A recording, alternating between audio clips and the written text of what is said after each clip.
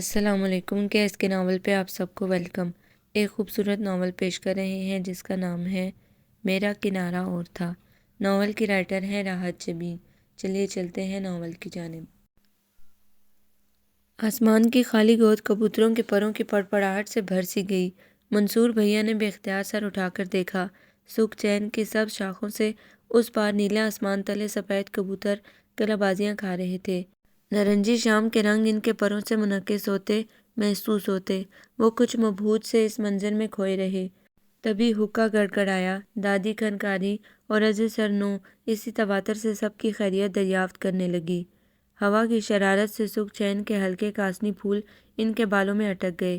انگلیوں سے بکھرے بالوں کو سلجھاتے اور اس میں اٹکے پھول نکالتے ہوئے وہ جافشانی سے جواب دینے لگے۔ احمد ٹھیک تھا، جی ٹھیک تھا۔ زہرہ کے گھٹنوں کا درد، وہ بھی ٹھیک ہے۔ نائمہ ریحانہ، جی ٹھیک ٹھاک خوش باش ہیں۔ نائمہ کی دیورانی جس کا بچہ ہو کر مر گیا تھا، ٹھیک ہی ہوں گی۔ وہ گڑبڑائے۔ ابو کا نزلہ، امی کا سر درد، آصف بھائی، ان کے بچے، گھر کے پچھواڑے رہنے والے شیخ صاحب کی بیوی، ساتھ والے گھر کی رانی، مسرت، روبینہ، بہنیں، بھابیاں، دیورانیاں، جیٹھانیاں، نائمہ خالہ، ان کے بچے، وہ کوئی 10ویں مرتبہ حقے کا ناگوار دھواں ادھر ادھر اڑاتے ہوئے انتہائی شرافت سے سر جھکائے جواب دے رہے تھے۔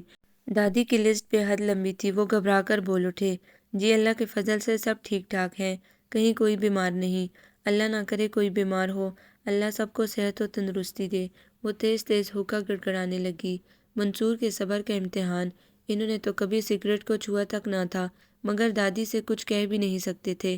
ان کے پاس کئی تعویلیں تھیں، گیس کی پرابلم، حکیم صاحب کا مشورہ۔ ایسا افاقہ ہوا کہ ڈاکٹری دوائیاں دھری کی دھری رہ گئیں۔ حقہ پہلے دوا تھی، پھر عادت بن گئی، اور یہ عادت ایسی جان کو چمٹی کہ نہ ملتا تو غصہ اعصاب پر سوار ہو جاتا، چڑچڑی ہو جاتی۔ کسی کی جرأت نہ تھی کہ ایسی حالت میں انہیں چھیڑ سکتا۔ ہر بات کا الٹ جواب، پل بھر میں ادھیڑ کر رکھ دیتی۔ لوگ گھبرا کر حقہ گرم کرنے بھاگتے، اسی لیے تو کہیں رہنے بھی نہ جاتی۔ تمباکو پینے والے کی عمر کم ہوتی ہے، نہ جانے کس احمق نے یہ نکتہ نکالا۔ دادی کی پشتوں میں کوئی 100 سال سے کم نہ مرا۔ وہ انگلیوں پر شروع ہو جاتی۔ دادا 110 سال، نانا 112، اور خود ان کے شوہر 104 برس 6 مہینے 25 دن کے ہو کر گزرے۔ سب کے سب بلا کے تمباکو نوش تھے۔ بہت بڑے زمیندار ہوشیار پور کے مخصوص علاقے سے کڑوا تمباکو منگوایا جاتا۔ دیس ہندوستان میں جب فساد پڑا تو ہماری نئی حویلی کے دروازے جڑ رہے تھے۔ صحن میں مزدور جی جان سے لکڑی پر رندہ پھرتے تھے۔ دارو نے آگ جلائی اور چولہے پر گوشت چڑھا رکھا تھا۔ چمنی سے دھواں اٹھا تو سیتا کے بابو جی اور احمد دین چاچا اپنی اپنی چلمیں اٹھائے آگ لینے چلے آئے۔ وہ صحن میں کھڑے مزدوروں کی کارگزاری دیکھ رہے تھے۔ دارو نے حقہ گرم کر کے لالا جی کے سامنے رکھا تھا۔ ہائے کیسا گرم سلگتے کوئلوں سے بھرا حقہ وہیں رہ گیا۔ منصور دونوں ہاتھ عقب میں چارپائی پر رکھ کر گھر کا جائزہ لینے لگے۔ چھوٹا سا 2 کمروں، ایک بیٹھک، کچن، باتھ روم، برآمدے اور صحن پر مشتمل تھا۔ نہ جانے اس کی دیواروں کو کب سے رنگ و روغن نصیب نہیں ہوا تھا۔ فضا میں سیلن زدہ سی بو پھیلی تھی۔ تبھی اوپر سیڑھیوں پر سبز آنچل لہرایا۔ کوئی بے فکری اور لاابالی پن سے سیڑھیاں اترتا نیچے آیا۔ ننگے پاؤں دوپٹے کا ایک سرا کندھے پر، باقی عقب میں جھول رہا تھا۔ گھنگھرالے بال کس کے چوٹی میں گوندے گئے تھے۔ دونوں ہاتھوں میں کبوتر دبوچا تھا۔ سانس پھولی ہوئی، چہرہ تمتمایا ہوا۔ 16 سیڑھیاں اپنی ہی دھن میں عبور کر کے جب وہ سامنے آئی تو ایک پل کو ساکت ہوئی۔ آنکھیں پھیل گئیں۔ کبوتر کسمسایا، پھر ہاتھوں کی گرفت سے آزاد ہو کر ایک لمبی اڑان بھرتے ہوئے فضا کی وسعتوں میں گم ہو گیا۔ یہ مینا ہے۔ دادی نے شرربار نگاہوں سے گھورا تھا۔ اس کے ساکت وجود میں جنبش ہوئی۔ بوکھلا کر دوپٹہ کھینچا۔ کچھ منہ ہی منہ میں بڑبڑاتے ہوئے اندر کچن میں جا گھسی۔ غالباً سلام کیا گیا تھا۔ وہ ہکا بکا رہ گیا۔ مینا کون؟ قدرے بوکھلا کر تصدیق چاہی۔ تمہاری چچی کی لڑکی اور کون؟ وہ تو غالباً نادیہ تھی۔ ہاں ہاں وہی۔ دادی مسکرائیں۔ اس کی معصوم باتوں نے میرے گھر اور دل کا سونا پن بانٹ لیا تھا۔ اپنی توتلی زبان میں پٹر پٹر باتیں کرتی، دادا کے سینے پر چڑھ کر ساری دوپہر گزار دیتی، نہ خود سوتی نہ انہیں سونے دیتی۔ وہ کہتے تھے اسے مینا، میں بھی بس مینا ہی کہنے لگی۔ نادیہ تو منہ سے نکلتا ہی نہیں۔ پڑھتی ہے، 10ویں پاس کی ہے ماشاءاللہ۔ آگے داخلہ؟ لو 10 جماعتیں بہت ہیں، اسے کیا میں نے ڈی سی بنانا ہے؟ بس اچھا رشتہ ڈھونڈ کر بیاہ دوں گی۔ قدرے غور سے منصور کو دیکھتے ہوئے بات مکمل کی تھی۔ وہ پہلو بدل کر رہ گئے، ماتھے پر سلوٹی سی ابھر آئی تھی۔ چچی زہرا کو معلوم ہے کہ لو اس کا کیا حق مینا پر، پالا پوسا بڑا کیا تو مجھ بوڑھی جان نے، پڑھا لکھا بھی لیا۔ دو جڑواں بچیاں کیا گود میں آئی رونے بیٹھ گئی۔ کیسے پالوں گی، پہلا بچہ اور لڑکی، وہ بھی ایک نہیں دو دو۔ میں نے کہا بی بی یوں رو رو کر خدا کی رحمت کی ناقدری تو مت کرو، بس اسے گود میں اٹھا لیا، اسے تو میں پال لوں گی۔ وہ دوسری والی کیا کر رہی ہے؟ بی اے کے پیپرز دیے ہیں۔ منصور کو افسوس سا ہوا۔ کیا دیے ہیں؟ 14 جماعتیں پاس کرے گی اگلے مہینے، انہوں نے وضاحت کی۔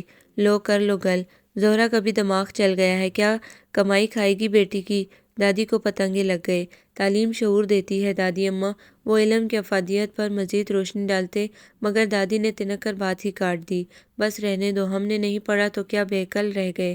وہ زمانہ، ہاں میاں وہ زمانہ بھلا تھا، کسی کی جرأت نہ تھی کہ دوسرے کی لڑکی کا آنچل بھی نظر آ جائے۔ یہ آج کی لڑکیاں توبہ ہی بھلی، لوڑ لوڑ بازاروں میں پھرتی ہیں، نہ چہرے پر رنگ نہ روپ۔ منصور ایک طویل سانس لے کر رہ گئے۔ دادی کی بیٹری چارج ہو گئی تھی، اس موضوع پر وہ گھنٹوں بول سکتی تھی۔ وہ ذرا سی دیر میں بیزار ہو گئے۔ اور مجھے یہاں رہنا ہے۔ او زہرا آنٹی، کس مصیبت میں پھنسا دیا؟ تم نہا لو، تمہیں کھانا بنواتی ہوں۔ دادی کا شاید حقہ ٹھنڈا ہو گیا تھا یا اس کے چہرے پر تھکن دکھائی دی تھی، کوئلوں کو الٹ پلٹ کرتے ہوئے بولی تھی، اگر ایک کپ چائے مل جائے تو۔ سر میں درد شروع ہو گیا تھا۔ انہوں نے مروت کو لپیٹ کر ایک طرف رکھ دیا۔ ہیں، ابھی تو ٹھنڈی ٹھار بوتل پی ہے پتر، ٹھنڈے کے اوپر گرم اور گرم کے اوپر ٹھنڈا نہیں پینا، معدہ خراب ہوتا ہے۔ جی مگر اس ٹھنڈے کو پیے 1 گھنٹہ ہو ہی گیا ہے، سعادت مندی سے فرمایا گیا۔ دادی کو اتنی بے تکلفی کی امید نہ تھی، کچھ سٹ پٹا گئیں، پھر خجل سی ہو گئی۔ مینا ابھی بنا دیتی ہے، تم نہا لو تب تک۔ بس یہ بڑھیا بولتی بہت ہے پتر، یہ بھی نہیں خیال رہتا کہ سامنے والا توجہ سے سن رہا ہے یا نہیں۔ ارے نہیں دادی جان، منصور شرمندہ سے ہو گئے، آپ تو بہت دلچسپ باتیں کرتی ہیں۔ اچھا، تم بہت اچھے بچے ہو۔ وہ خوش ہو گئی۔ منصور نے آسمانی شلوار قمیض نکالا اور نہانے چلے گئے۔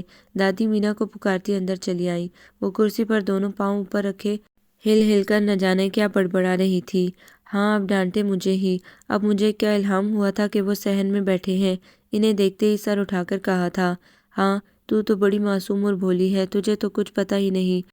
بس ڈگر ڈگر کرتی چلی آئی۔ کتنا سمجھایا ہے لڑکیوں کو سہج سہج چلنا چاہیے، پر تیرے پیروں میں تو پہیے فٹ ہیں۔ کسی دن کاٹ کر پاؤں پلنگ پر بٹھا دوں گی۔ بٹھا دیں، اوپر نیچے کے چکروں سے جان چھوٹے گی۔ آرام سے پلنگ پر بیٹھ کر رسالے پڑھوں گی۔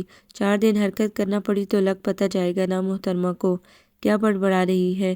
دادی کی سماعت اب ایسی ہی تھی، کبھی تو سرگوشی بھی سن لیتی اور کبھی الفاظ ادھر ادھر سے ٹکرا کر واپس آ جاتے۔ آخر یہ ہیں کون جنہیں گھر میں گھسا لیا؟ تمہاری تائی کا لڑکا ہے منصور، خیر سے نوکری لگی ہے یہاں، یہی رہے گا ہمارے پاس۔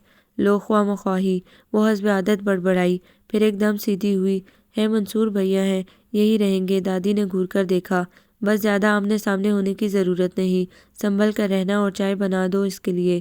وہ پلٹ گئی، یہ بڑبڑاتی رہ گئی، نرالے ہی جوان ہوئے، ہم تو دنیا سے نہ جانے کون کون سے خطرے منڈلاتے ہیں ان کے ذہن میں، نہ کہیں آنے دیتی ہیں نہ جانے۔ کیتلی میں پانی بھرا چولہے پر رکھا، چینی پتی کے ڈبے نکالے اور کھڑی ہو کر انگلیاں چٹکانے لگی۔ دروازے پر دستک ہوئی، پھر دادی کے اونچا اونچا بولنے کی آوازیں آئیں۔ ذرا سی دیر میں وہ سر پر کھڑی تھی۔ لو ہو گئی تسلی، آ گیا وہ مشٹنڈا، آوارہ، اپنا کبوتر لینے۔ تو باز نہیں آتی مینا، بہت ستاتی ہے، میں کہتی ہوں کاہے کو پکڑا تھا کبوتر، اچار ڈالیں گے۔ کیا بولی؟ دادی نے سماعتوں پر زور دیا۔ 2-4 کبوتر رکھ لینے دیتی تو۔ کبھی کوئی ڈھنگ کا کام کر کے دادی کو خوش نہ کرنا، آپ کو خوش کرنے کے لیے تو ہمیں بیل جوتنے پڑیں گے، وہ نہیں ہیں ورنہ جوت ہی لیتے۔ وہ بڑبڑائی تھی، یہ من کی عادت نہ جانے کہاں سے لی نوابزادی نے۔ دادی ماتھے پر ہاتھ مار کر رہ گئی، چل اب لا کر دے، امانت حوالے کر دوں اس کی، خواہ مخواہ میں ہی بہت مشکل سے پکڑا ہے میں نے۔ کہہ دے دادی ہمارے گھر نہیں آیا، بہت آرام سے مشورہ دیا۔ اے نوجا اب اس عمر میں جھوٹ بلوا کر عاقبت خراب کروائے گی میری، خواہ مخواہ میں ہی اور کوئی ساری عمر سچ ہی تو نہیں بولتی رہی آپ، ایک جھوٹ ہماری خاطر بھی بول دیں۔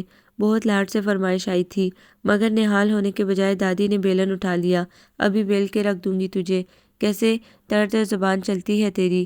وہ بکٹٹ باہر بھاگی، سفید کبوتر درخت کے نیچے گھوم رہا تھا، بس اب ہلنا نہیں ادھر سے۔ مگر وہ کبوتر تھا اور وہ بھی جیتا جاگتا۔ یہاں تو بلی بھی نہ تھی جسے دیکھ کر آنکھیں بند کر لیتا۔ یہاں وہاں ادھر ادھر، چارپائی کے اس طرف چارپائی کے اس طرف، پر کٹے ہوئے تھے پھر بھی اڑائیاں خوب مار رہا تھا۔ ہاتھوں سے نکل جاتا۔ پھر دادی کی کمنٹری، ادھر سے ہونا، ذرا ادھر سے جانا۔ اے بدھو، ہاتھوں سے چھوڑ دیا۔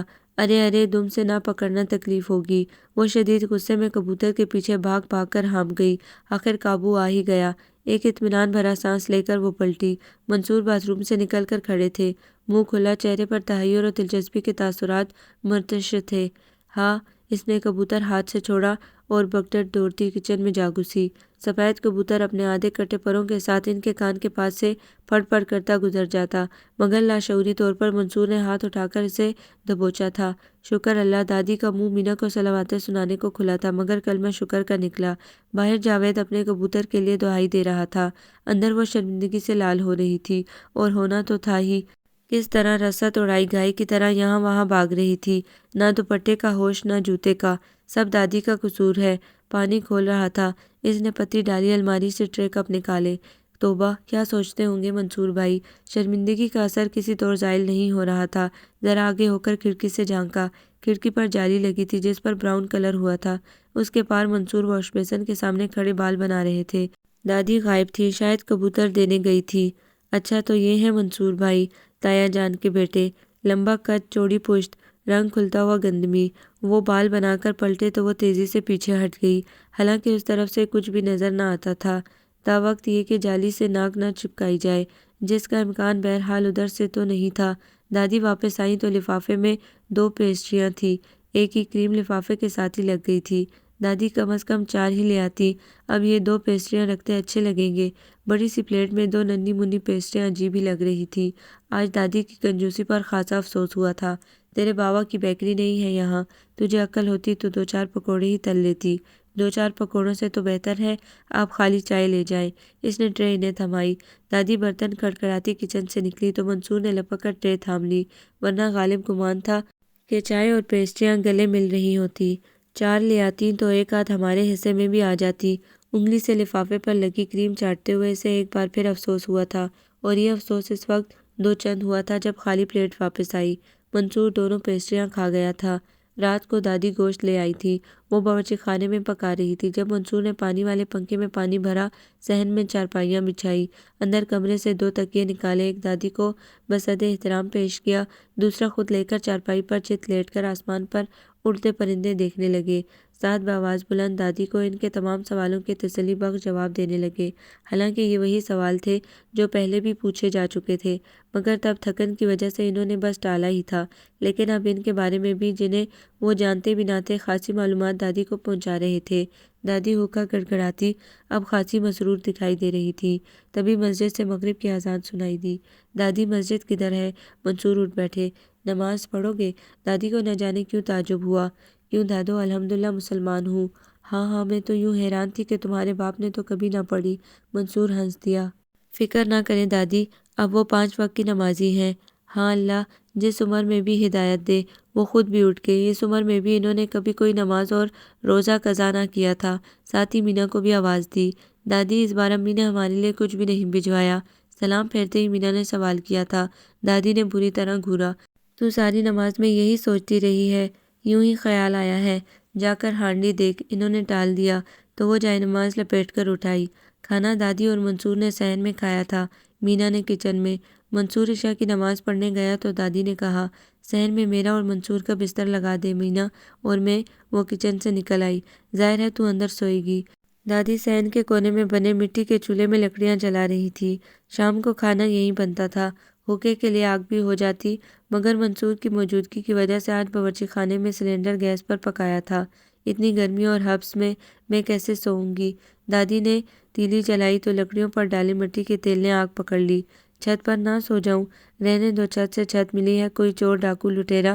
ہاں، چور ڈاکو لٹیروں کو الہام ہوگا کہ آج ہم اوپر سو رہے ہیں۔ اٹھ جا یہاں سے ورنہ اب چمٹا کھائے گی۔ انہوں نے مزید بات ہی نہ کی، مگر جب منصور آئے تو ایک کندھے پر بستر، دوسرے کندھے پر چارپائی اٹھائی اور اوپر گئے۔ پر اوپر پنکھا، ہوا چل رہی ہے دادی، باقی پنکھا کل دیکھا جائے گا۔ وہ جانتے تھے ہوکے کی گڑگڑ میں انہیں ساری رات نیند نہیں آئے گی۔ ادھر مؤذن نے مسجد میں اذان کے لیے ابتدائی کلمہ کہا۔ ادھر دادی ہڑبڑا کر اٹھ بیٹھی۔ حقے میں آنکھ کو الٹ پلٹ کر دیکھا مگر کوئلے راکھ ہو گئے تھے، کہیں کوئی چنگاری نہ تھی۔ مینا اری مینا بچی کو نسیم سحر لوریاں سناتی تھی۔ صبح کی نیند تو یوں ہی مدہوش کرنے والی ہوتی ہے۔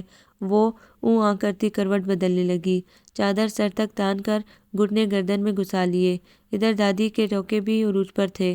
اٹھ جا، منصور آ جائے گا، منصور آ جائے گا کی تکرار اتنی ہوئی کہ مینا کو وہ شیر آ گیا لگی۔ ہڑبڑا کر اٹھی، ادھر ادھر دیکھا، ابھی تارے مانند نہ پڑے تھے۔ نیند کا خمار پورے بدن پر چھایا تھا۔ جھومتی جامتی اندر پلنگ پر جا گری۔ دادی کلمہ پڑھتی اٹھی، کٹ سے بٹن دبایا اور فضا میں پانی کی موٹر چلنے کی آواز گونجنے لگی۔ ٹھنڈے پڑے چولہے میں چند لکڑیاں، ادھر ادھر بکھرے تنکے پتے، چند کاغذ رکھے، پھر تیلی دکھا کر خود وضو کرنے لگی۔ تبھی اوپر منصور کھنکارا، پھر سیڑھیاں اتر کر نیچے آ گیا۔ السلام علیکم دادی۔ دادی نے جواب دیا تو وہ خالی چارپائیوں پر ایک نظر ڈال کر باہر چلا گیا۔ مینا کی آنکھ کھلی تو ہر طرف روشنی پھیل گئی تھی، آسمان صاف، تارے غائب۔ دادی خفا صحن میں بستر، چارپائیاں ندارد۔ دادی کا حقہ گرم اور مزاج اندازہ لگانے کے بجائے وہ نچلا لب دانتوں تلے دبا کر غسل خانے میں گھس گئی، ہاتھ منہ دھو کر آٹا گوندنے لگی۔ دادی نے اٹھ کر کٹورا اور ننھی منھی سی بالٹی اٹھائی۔ دہی اور دودھ لے کر آتی ہوں، پراٹھا بنا لینا۔ جی۔ زیادہ بولنا شامت بلوانے کے مترادف تھا۔ نماز چھوٹ جاتی تو دادی کا غصہ بہت دیر تک ٹھنڈا نہ ہوتا تھا۔ کبھی وہ منانے کی کوشش کرتی تو کہتی، میرے غصے کی اتنی پرواہ، نماز تو نے میرے لیے تو نہیں پڑھنی تھی۔ تبھی منصور چلے آئے، ڈبل روٹی کا پیکٹ، جیم، انڈے اور دودھ کا پیکٹ۔ چھڑے چھانٹ تھے، فکر نہ فاقہ نہ پیسہ پیچھے بھجوانے کی ضرورت۔ تینوں بھائی اور باپ کما رہے تھے، پھر یہاں رہنا تھا تو خواہ مخواہ ان پر بوجھ کیوں بنتے۔ دادی خفا ہونے لگی۔ جو کھانا تھا ان سے کہا ہوتا، آخر وہ مہمان تھا، اور یہ ڈبے کا دودھ نری بیماری، سوکھا دودھ گھول کر رکھ دیتے ہیں۔ یہاں پاس ہی بھینسوں کا باڑہ تھا، وہ تو وہیں سے دودھ لیتی تھی، ایک دم خالص اور گاڑھا۔ کوئی بات نہیں، کل سے مجھے برتن دیجیے گا، میں وہیں سے دودھ لے آؤں گا، سعادت مندی سے کہا، گویا کوئی اور بات سنی ہی نہیں۔ دادی خفا ہوتی رہی، وہ ہدایات دیتے رہے، 2 انڈے فرائی، زردی ہرگز نہ ٹوٹے، چائے زیادہ دودھ والی، شکر ذرا کم، کل ہونٹ ہی چپک گئے تھے، لگتا ہے چینی بہت سستی ہے آپ کے شہر میں۔ دادی ہکا بکا سنتی رہی، پھر مسکرانے لگی۔ کل جتنا سنجیدہ لگ رہا تھا، آج اس سے بالکل مختلف، گلی ملی طبیعت، ہلکی سی شگفتگی۔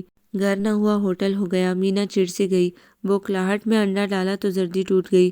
دوسرے کے ساتھ بھی یہی ہوا، تیسرے کے ساتھ بے حد احتیاط برتی، آخر 2 انڈے فرائی ہو ہی گئے، اگرچہ دوسرے کی زردی اتنی بھی سلامت نہ تھی، توے پر سنکے توست، چائے میں چینی اور پتی نہ ہونے کے برابر، نرا دودھ ہی دودھ۔ یہ ان کی ہدایات کا نتیجہ تھا۔ آفس میں پہلا دن تھا، خوب دل لگا کر تیار ہوئے، کوٹ پینٹ ٹائی، جمے جمائے چمکدار سیاہ بال، دھلا نکھرا فریش چہرہ، خوشبو۔ مینا کی ناک جالی سے چپک گئی۔ بریف کیس ہاتھ میں لے کر دعا لینے کو دادی کے سامنے ذرا سا جھکے تو 5 فٹ کی دادی کا ہاتھ بس کندھے تک ہی پہنچ سکا۔ منصور کے جانے کے بعد دادی کچن میں آئی، وہ برتن سمیٹنے لگی۔ اتنے انڈے! دادی نے پلیٹ میں تلے ہوئے انڈوں کا ملغوبہ دیکھا، زردی ٹوٹ گئی تھی۔ دھیان سے کام کرو تو، انہیں لگا اس نے جان بوجھ کر انڈے خراب کیے ہیں۔ مینا نے توست پلیٹ میں پٹک دیا، خود ہی کھا لیں، چل زیادہ نخرے نہ دکھا، کھا لے، کل اور آ جائیں گے۔ آٹے پر ٹھنڈا پانی لگا کر رکھنا، دوپہر کو کام آ جائے گا۔ ذرا مجھے بھی تو دکھا ڈبل روٹی کیسی ہے۔ دروازہ کھٹکھٹا کر وہ تھک گئے، مگر کوئی جواب نہ آیا۔ اب تو انہیں تشویش ہونے لگی تھی۔ دروازہ اندر سے بند تھا اور جواب ندارد۔ بریف کیس نیچے رکھا، کوٹ اتار کر بازو پر ڈالا اور تشویش سے سوچنے لگے کہ کیا کیا جائے۔ اس سے قبل کہ واقعی کچھ کرتے، گلی کے نکڑ سے دادی برآمد ہوئی، ہاتھ میں رنگ برنگے دھاگے کے گولے پکڑے تھے۔ آ گئی منصور میاں؟ جی دادی، مگر اندر سے دروازہ نہیں کھل رہا۔ ہاں میں نے ہی منع کیا ہے مینا کو۔ انہوں نے گولے منصور کو تھمائے، ایک دروازے کو اپنی طرف دھکیل کر دوسرے کو مخصوص انداز میں جھٹکا دیا، کنڈی کھڑاک سے کھل گئی۔ اندر صحن میں رنگ برنگے لحاف بکھرے تھے، اندر ہی کہیں مینا بھی موجود تھی، مختلف رنگوں کے دھاگوں کے ٹکڑوں میں الجھی ہوئی۔ انہیں دیکھ کر پوری کی پوری لحاف پر جھک گئی۔ مینا، منصور کے لیے کھانا نکال دے، دادی نے کہا۔ منصور بنا اس کی طرف دیکھے بیٹھک کی طرف مڑ گئے۔ اخروٹی شلوار قمیض میں منہ ہاتھ دھو کر آئے تو برآمدے میں میز پر کھانا چنا ہوا تھا، گوبھی گوشت اور دیسی گھی میں بھنا حلوہ۔ بہت ریلیکس موڈ میں آستین فولڈ کرتے وہ کرسی کھینچ کر بیٹھ گئے۔ دادی، آپ نے کھا لیا ہے؟ ہاں، 1 بجے ہی۔ بھوک برداشت نہیں ہوتی اس عمر میں، سر میں درد شروع ہو جاتا ہے۔ وہ وہیں بیٹھ کر لحاف ادھیڑنے لگی تھی۔ منصور کو الجھن سی ہونے لگی۔ دادی یہ سارے کام آپ خود کیوں کرتی ہیں؟ اجرت پر کام کرنے والیاں نہیں ملتی یہاں؟ امی اور چچی دورہ تو اسی طرح کام کرواتی ہیں۔ روٹی کا نوالا بناتے ہوئے اس نے دادی کی ہمدردی میں پوچھ ڈالا تھا۔ دادی تڑک کر بولی، اور خود ہاتھ پاؤں توڑ کر بیٹھ رہوں؟ نہ میاں، ہم سے نہیں ہوتے یہ کام۔ اللہ چلتے پھرتے اٹھا لے تو اچھا ہے۔ اور زہرا کی خوب کہی، وہ تو تھی ایک نکمی، جان جاتی تھی ایسے کاموں سے۔ اس پر یہ مینا ماں سے بڑھ کر کامچور اور سست۔ اف، مینا نے بلبلا کر دادی کو دیکھا، مگر وہ دیکھ کہاں رہی تھی، بڑے انہماک سے سوئی میں دھاگا ڈال رہی تھی۔ ان کا بس چلے تو یوں ہی گندے سندے لحاف پیٹیوں میں بند کر دیں۔ منصور مسکراہٹ دبا کر کھانے پر جھک گئے۔ سمجھ سکتے تھے مینا کی اس وقت کیا حالت ہوگی۔ دادی کا روئے سخن اب کام کرنے والی عورتوں کی طرف مڑ گیا۔ ڈھنگ سے لحاف نہیں سیتی، ٹانکا بڑا بڑا اٹھاتی ہیں، وغیرہ وغیرہ۔ منصور نے اطمینان سے کھانا ختم کر کے ٹرے کھسکائی۔ مینا، ایک کپ چائے تو پلاؤ۔ اتنی بے تکلفی مینا کے ہاتھ سے سوئی چھوٹ گئی۔ خود دادی کا منہ کھلے کا کھلا رہ گیا۔ تاثرات کچھ ایسے تھے کہ منصور اپنی فرمائش پر شرمندہ سے ہو گئے۔ تبھی دادی نے سنبھل کر مینا کو اشارہ کیا تو وہ تیزی سے اٹھ کر کچن میں جا گھسی۔ تبھی منصور کا موبائل بول اٹھا۔ دادی نے انہیں موبائل کان سے لگاتے دیکھا تو مارے اشتیاق کے اٹھ کر قریب آ گئی۔ خود مینا کی ناک جالی سے چپک گئی۔ جی کمانڈر صاحبہ۔ منصور کا لہجہ خوشگوار اور جاندار تھا۔ آپ کوئی بھولنے والی چیز ہے محترمہ؟ پتہ نہیں کس سے بات ہو رہی تھی، ایسی بے تکلفی، بلکہ دادی کے نزدیک بے شرمی والے جملے پر دادی جز بز ہو کر رہ گئی۔ سب ٹھیک ہے، دادی بھی اور آپ کی بہن صاحبہ بھی۔ دادی سے بات کرو گی؟ انہوں نے موبائل دادی کی طرف بڑھایا۔ وہ بدک کر پیچھے ہوئی، گویا موبائل میں کرنٹ آ گیا ہو۔ بس بس، ہمارا سلام دے دو۔ دادی تو کبھی ہمسایوں کے ہاں فون سننے نہ گئی، ہمیشہ پیغام وصول کر لیتی۔ گھر میں فون نہ تھا، مہینے کے مہینے بیٹیاں خط لکھ ڈالتی۔ گرمیوں کی لمبی دوپہریں ڈیوڑی میں چارپائی بچھا پوسٹ مین کا انتظار کیا کرتی تھی۔ منصور مسکراہٹ دبا کر کچھ لمحے بات کرتے رہے، پھر خدا حافظ کہہ کر دادی کی طرف دیکھا۔ آنٹی زہرا نے نادیہ کے لیے کچھ کپڑے بھجوائے تھے، کل مجھے دینا یاد نہیں رہا، اب نکال دیتا ہوں۔ ایک روٹین سی سیٹ ہو گئی تھی۔ صبح کے ہلکے سے ملکچے میں ٹریک سوٹ پہنے، دودھ کا برتن ہاتھ میں لیے وہ باہر نکل جاتے۔ بھینسوں کے باڑے میں درجنوں بھینسیں تھیں۔ دو تین آدمی گھٹنوں سے اوپر دھوتیاں باندھے زور و شور سے دودھ دو رہے ہوتے۔ سیاہ کولتار سی رنگت والا مالک تقریباً اسی حلیے میں اس کے ہاتھ سے برتن لے کر رکھ لیتا۔ منصور ذرا ہٹ کر سڑک پر آ جاتے، دو تین بار پنجوں کے بل اچھلتے، لمبی سانس کھینچتے، پھر کولتار کی لمبی سڑک ہوتی اور ان کے بھاگتے قدم، لمبی لمبی ڈالیاں ان پر جھک آتی، جن کے عقب سے جھانکتے سرسبز و شاداب کھیت عقب میں بھاگنے لگتے اور ہوا سے لپٹی بہار کی اولین خوشبوئیں ان کے ہم رکاب ہوتی، یہاں تک کہ کولتار کی سڑک ان بھاگتے قدموں کو روکنے لگتی۔ ایک ہلکی سی تھکن مگر خوشگوار احساس کے ساتھ ان کے وجود کو گھیرنے لگتی۔ بینک کی سفید خالی عمارت کو چھو کر وہ واپس پلٹ آتے تو گوالا دودھ کا برتن بھرنے ان کا منتظر ہوتا۔ گھر میں صحن خالی اور صاف ستھرا ہوتا۔ کچن سے کھٹ پٹ کی آوازیں آتی۔ اس سے قبل کہ وہ کچن کا رخ کریں، دادی لپک کر آتی، برتن ان کے ہاتھ سے لے کر کچن میں چلی جاتی۔ وہ ایک طویل سانس لے کر برآمدے میں پڑی کرسی پر آ بیٹھتے۔ میز پر تازہ اخبار ان کا منتظر ہوتا، جو ان کے آنے کے بعد ہی لگوایا تھا۔ کبھی کبھی دادی کی پھرتیاں انہیں شرمندہ کر دیتی، وہ جز بز ہو کر اخبار کھول لیتے۔ ان 15 دنوں میں مینا کی بس ایک آدھ جھلک ہی نظر آئی تھی۔ دادی سے منصور کے سائے سے بھی بچا کر رکھتی۔ منصور کو تاؤ آ جاتا، وہ وہیں سے پکار کر ہدایتیں دینے لگتے۔ چینی کیا زیادہ ہی سستی ہے، ہر روز چائے میں بے دریغ استعمال ہوتی ہے، اور مینا انڈا فرائی کرنا کب آئے گا؟ یہ ٹوٹے پھوٹے انڈے کھا کر پیٹ میں گڑبڑ سی ہو گئی ہے۔ دادی، آج پراٹھا ہی کھلا دیں۔ ان کے ہر جملے پر دادی کا منہ کھلتا چلا جاتا، اور جب منصور کو احساس ہوتا کہ اب مزید گنجائش باقی نہیں رہی دادی کا منہ کھلنے میں، تو وہ مزے سے اخبار میں منہمک ہو جاتے۔ اندر کچن میں بوکھلائی ہوئی مینا کے ہاتھ سے کبھی کوئی برتن چھوٹ جاتا تو دادی کی صلواتیں شروع ہو جاتی۔ اپریل کی گرم دوپہریں تھیں۔ مینا سو کر اور دادی ڈیوڑی میں بالٹی بھر پانی گرا چارپائی بچھا کر اونگ کر گزارتی۔ جب گرم دوپہر پر شام کے گہرے رنگ چھاتے اور دھوپ دیواروں کے کناروں کو چھو کر آسمان کی وسعتوں میں گم ہونے لگتی تو مینا صحن دھو کر چارپائیاں بچھا دیتی۔ سرخ اینٹوں کا رنگ کچھ اور سرخ ہو جاتا، سکھ چین کے سبز پتوں سے قطرہ قطرہ پانی چھلکتا، ہر طرف ٹھنڈک کا احساس ہلکورے لینے لگتا۔ تب منصور بھیا نہا دھو کر سفید جگ کرتا شلوار میں ملبوس نکھرے ستھرے چہرے کے ساتھ صحن میں براجمان ہو کر چائے کی فرمائش کرتے۔ اے لو، یہ کوئی موسم ہے چائے پینے کا؟ اچھا بھلا رنگ کالا ہو جائے گا۔ اے بیٹا دودھ سوڈا پیا کرو، یہ موئی چائے تو ہڈیاں گلا دیتی ہے۔ ایک دن دادی نے ٹوک ہی دیا۔ منصور ہنس کر چپ ہو رہے، گویا چائے کی فرمائش بدستور قائم تھی۔ مینا نے چائے بنا کر دادی کو آواز دی۔ دادی نے جھک کر اپنے چپل ٹٹولے۔ تبھی منصور تیزی سے اٹھے اور دادی کے سیدھا ہونے سے بھی پہلے کچن کے دروازے پر جا پہنچے۔ دروازے میں کھڑی مینا نے بوکھلا کر پلٹنا چاہا، مگر منصور بڑی سہولت سے اس کے ہاتھ سے چائے کا مگ اچک کر بغیر اس پر کوئی نگاہ ڈالے واپس پلٹ گئے۔ مینا وہیں دب سے بیٹھ کر اپنے سنسناتے ہاتھ پاؤں قابو کرنے لگی۔ منصور نے دادی کی پھٹی پھٹی نگاہوں اور کھلے منہ پر ایک نظر ڈالی اور پوچھنے لگے، کچھ ہوا ہے؟ دادی گڑبڑائی، کوئی حرج تو نہیں ہوا میرے اس طرح چائے لے آنے سے؟ بس میاں ہمارا منہ مت کھلواؤ۔ دادی کو تاؤ آ گیا۔ منصور خاموشی سے چائے پینے لگے، لیکن دبی دبی سی مسکراہٹ ان کے لبوں کا احاطہ کیے ہوئے تھی۔ عذاب میں آ گئی ہماری جان تو۔ بے حد اکتا کر اس نے رسالہ پٹکا۔ نہ جانے کب اور کہاں سے ہاتھ لگا تھا۔ پھٹا پرانا بہت سنبھال سنبھال کر بلا مبالغہ سینکڑوں بار پڑا تھا۔ اب تو ایک ایک حرف ازبر ہو گیا تھا۔ یہ آ گئے ہیں کہیں سے، نہ باہر نکلو نہ چھت پر جاؤ، سامنے آئی تو چیر پھاڑ کر کھا جائیں گے۔ آلتی پالتی مار کر پلنگ پر بیٹھی اور لگی دادی کو گھورنے، جو دوسرے پلنگ کی چادر جھاڑ رہی تھی۔ نہ کوئی سہیلی بنانے دی، نہ آگے پڑھنے دیا، لے کر اس کال کوٹری میں بند کر رکھا ہے۔ دادی اپنے کام میں مصروف تھی اور وہ اپنے۔ کسی دن اسی طرح اکتا کر اس پنکھے سے لٹک کر خودکشی کر لوں گی میں، جھنجھلا کر وہ کچھ اونچا بول گئی۔ دادی کا دان پان سا وجود اچھلا۔ اے نوچ کیا بکواس کر رہی ہے؟ حواس ٹھکانے ہیں یا میں لگاؤں؟ نہ جانے کیا اول فول بک رہی ہے۔ تو کیا لٹکے گی پنکھے سے؟ تو لٹکاؤں گی میں، پر اس سے پہلے ان شیطان کے ورقوں کو تو ٹھکانے لگاؤں۔ 2 منٹ میں اس کی طبیعت صاف کی، رسالہ چپٹا اور دادی غائب۔ وہ ہکا بکا بیٹھی رہی، پھر گھٹنوں میں چہرہ چھپا لیا۔ غصہ بھی آ رہا تھا اور رونا بھی۔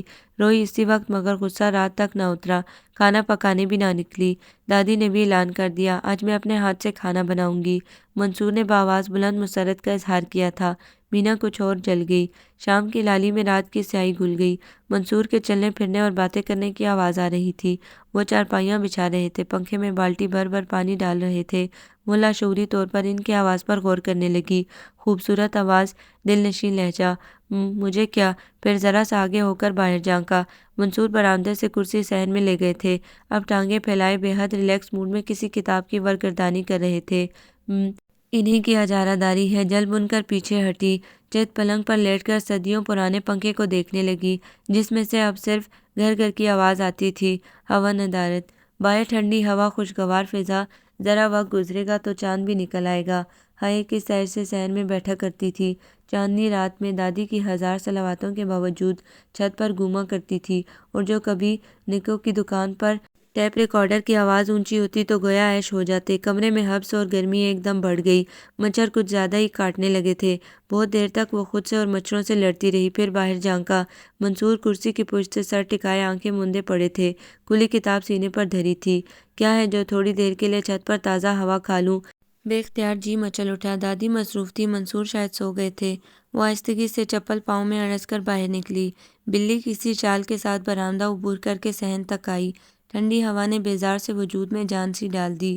دیوار سے لگی لگی آگے بڑھنے لگی، عین کرسی کے سامنے آ کر ایک دم رک سی گئی۔ دل زور سے دھڑکا، وہ بری طرح ڈر گئی۔ یوں لگا یہ دھڑ دھڑاتا ہوا دل ہر کسی کو سنائی دے رہا ہے۔ کوئی چوری ہے کیا؟ ہمارا دل نہیں چاہتا چھت پر گھومیں، چاند کو تکیں اور گنگناتے پھریں۔ اس نے غور سے منصور کو دیکھا۔ بند آنکھوں سے پڑھا تو نہیں جا سکتا، شاید سوچنے کا یہ انداز ہو، یا ہو سکتا ہے پڑھتے پڑھتے جھپکی آ گئی ہو۔ اس کے ڈھیلے ڈھالے انداز سے وہ یہی اندازہ لگا سکی۔ ہلکی زرد روشنی میں وہ پہلی بار اس کے خوبصورت چہرے کو دیکھ رہی تھی۔ پنکھے کی تیز ہوا نے سارے بال روشن پیشانی پر بکھیر دیے تھے۔ کھڑی ناک، کھلتی رنگت، بند ہونٹ، اس کے قدم گویا زمین نے جکڑ لیے۔ خوف سے دھڑکتا دل اپنی لے ہی بدل گیا۔ وہ دم بخود ایک ہاتھ سینے پر رکھے اسے دیکھ رہی تھی۔ غفلت بھر جانے سے ہاتھ میں پکڑی کتاب چھوٹ کر گود میں جا گری تھی۔ وہ ہڑبڑا کر جاگے، یہ گھبرا کر سرپٹ پیچھے کی طرف بھاگی اور کمرے میں گھس کر دروازہ بند کر لیا۔ اسے لگا وہ ابھی پیچھے آ جائے گا۔ دروازے سے ٹیک لگائے، جل تو جلال تو کا ورد کیا، پھر ڈرتے ڈرتے دروازے کی جری سے جھانکا۔ منصور کچھ الجھ کر ادھر ادھر دیکھ رہے تھے۔ ایک لمحے کے لیے لگا ان کی نظریں اسی دروازے پر جمی ہیں۔ وہ بھاگ کر پلنگ پر چڑھ گئی، پھر دادی کے بلانے پر بھی نہ نکلی۔ دادی اسے خفا جان کر کھانا وہیں رکھ گئیں۔ وہ چہرے پر دوپٹہ ڈال کر لیٹ گئی، مگر اس رات بھوک نہیں لگی تھی اور نیند وقفے وقفے سے ٹوٹتی رہی تھی۔ زہرا آنٹی سے فون پر بات ہوئی تو وہ پریشان ہو گئی۔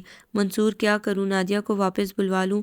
خبر تو پہلے بھی تھی، مگر منصور نے اسے خاصا اہم مسئلہ بنا کر پیش کیا تھا۔ دادی کا کیا ہوگا؟ منصور نے سوال کیا۔ وہ خاموش ہو گئی۔ یہی تو مسئلہ تھا جو ہمیشہ انہیں خاموش کروا دیتا۔ خیر، آپ فکر نہ کریں، کچھ سوچتے ہیں۔ منصور نے انہیں تسلی دینا چاہی۔ میں تو پریشان ہو گئی ہوں۔ منصور نے خاصی تسلی اور دلاسے کے بعد ریسیور رکھا تھا۔ شام کو جب کھانا پکنے کی خوشبو پورے صحن میں پھیلی تھی، منصور نے بالٹی بھر بھر پانی صحن میں پھینکنے کے بعد چارپائیاں بچھا کر پنکھا لگا دیا تھا۔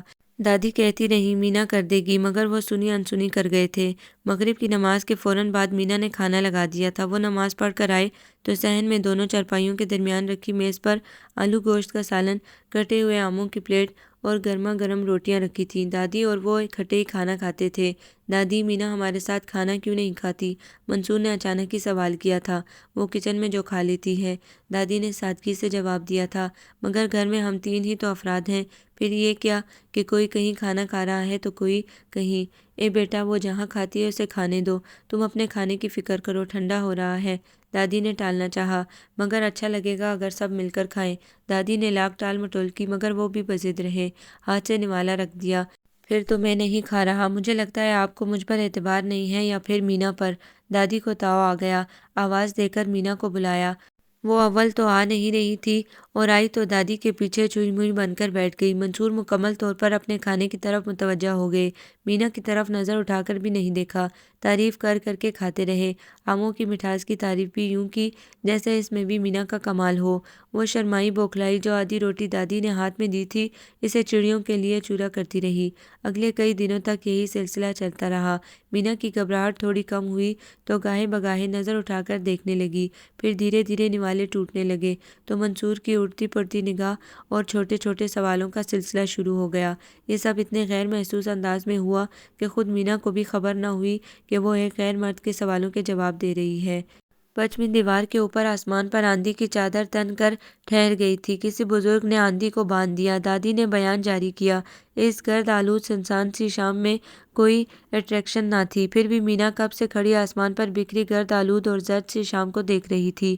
کیا سوچ رہی ہو مینا؟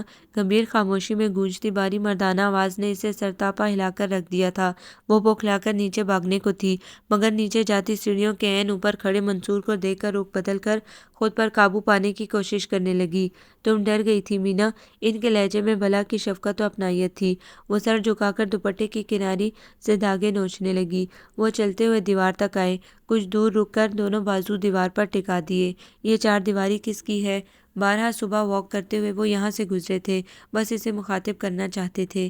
مینا نے ذرا کی ذرا نظر اٹھا کر دیکھا۔ قبرستان، وہ سب سے اونچا سفید گھر، یہ درخت، وہ چرچ کی سلیب، رکی ہوئی آندھی، ابھی تک نہ ہونے والی بارش۔ مینا کو معلوم بھی نہ ہوا کہ کب وہ ان کے ساتھ باتیں کرنے لگی تھی، چھوٹی چھوٹی بے معنی سی باتیں۔ منصور نے ایک بار بھی پلٹ کر نہ دیکھا تھا۔ وہ ان کی پشت پر نظریں جمائے سوالوں کے جواب دے رہی تھی۔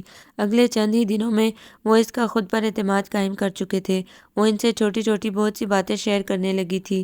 دادی شروع میں اس بے تکلفی پر خاصی جزبز اور متفکر ہوئی، لیکن منصور نے ان کی برین واشنگ بھی جاری رکھی تھی۔ زہرا آنٹی کا فون آیا تھا۔ کسی طرح اسے آگے پڑھنے پر مجبور کرو منصور۔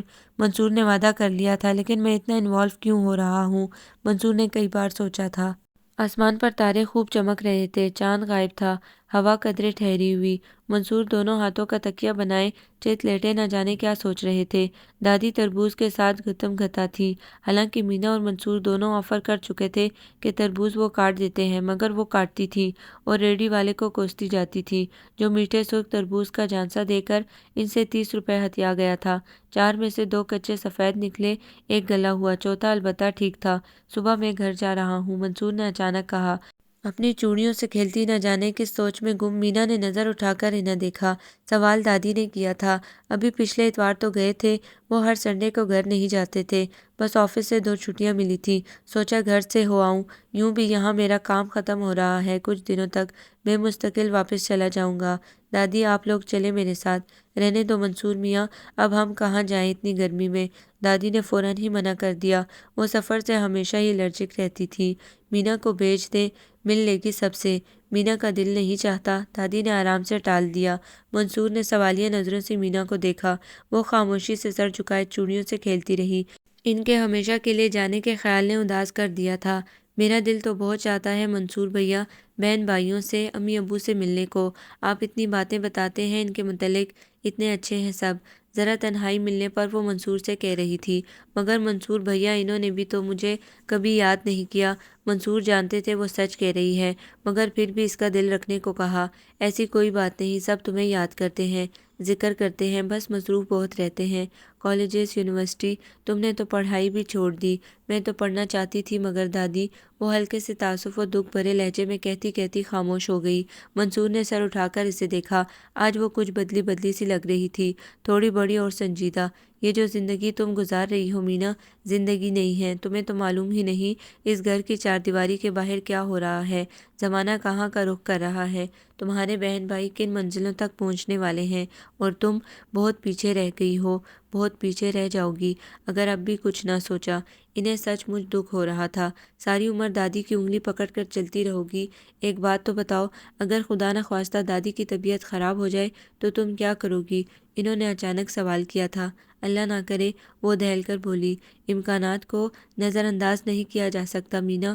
تو میں کیا کروں منصور بھیا؟ مینا کے لہجے میں بے بسی در آئی۔ بتاؤں گا، واپس آ کر بتاؤں گا، بس ایک وعدہ کرو، جو میں کہوں گا تم وہی کرو گی۔ اور مینا نے وعدہ کر لیا تھا۔ دادی کی طبیعت ٹھیک نہیں تھی۔ دوپٹہ منہ پر ڈالے سکھ چین کی چھایا میں سارا دن پڑی، کبھی ادھر کروٹ لیتی کبھی ادھر۔ ایک عجیب سا اضطراب ان کے کمزور وجود کو گھیرے ہوئے تھا۔ سارا دن کچھ کھایا پیا بھی نہ تھا۔ مینا پوچھتی رہی، ٹھنڈی بوتل منگوا دوں، چاول ابال دوں یا کھچڑی؟ وہ نہ کرتی رہی۔ اس نے خود ہی اٹھ کر کھچڑی چڑھا دی۔ ہائے ماں! دادی کے لبوں سے آہ کے ساتھ یہی الفاظ نکلتے تھے۔ مینا ہاتھ صاف کرتی قریب آ گئی۔ دادی اٹھیں، چارپائی صحن میں نکال دوں؟ خود ہی تو کہتی ہیں شام ڈھلے درختوں کے نیچے نہیں بیٹھتے۔ دادی نے دوپٹے کا پلو چہرے سے ہٹا کر اسے دیکھا، پھر ہاتھ پکڑ کر پاس بٹھا لیا۔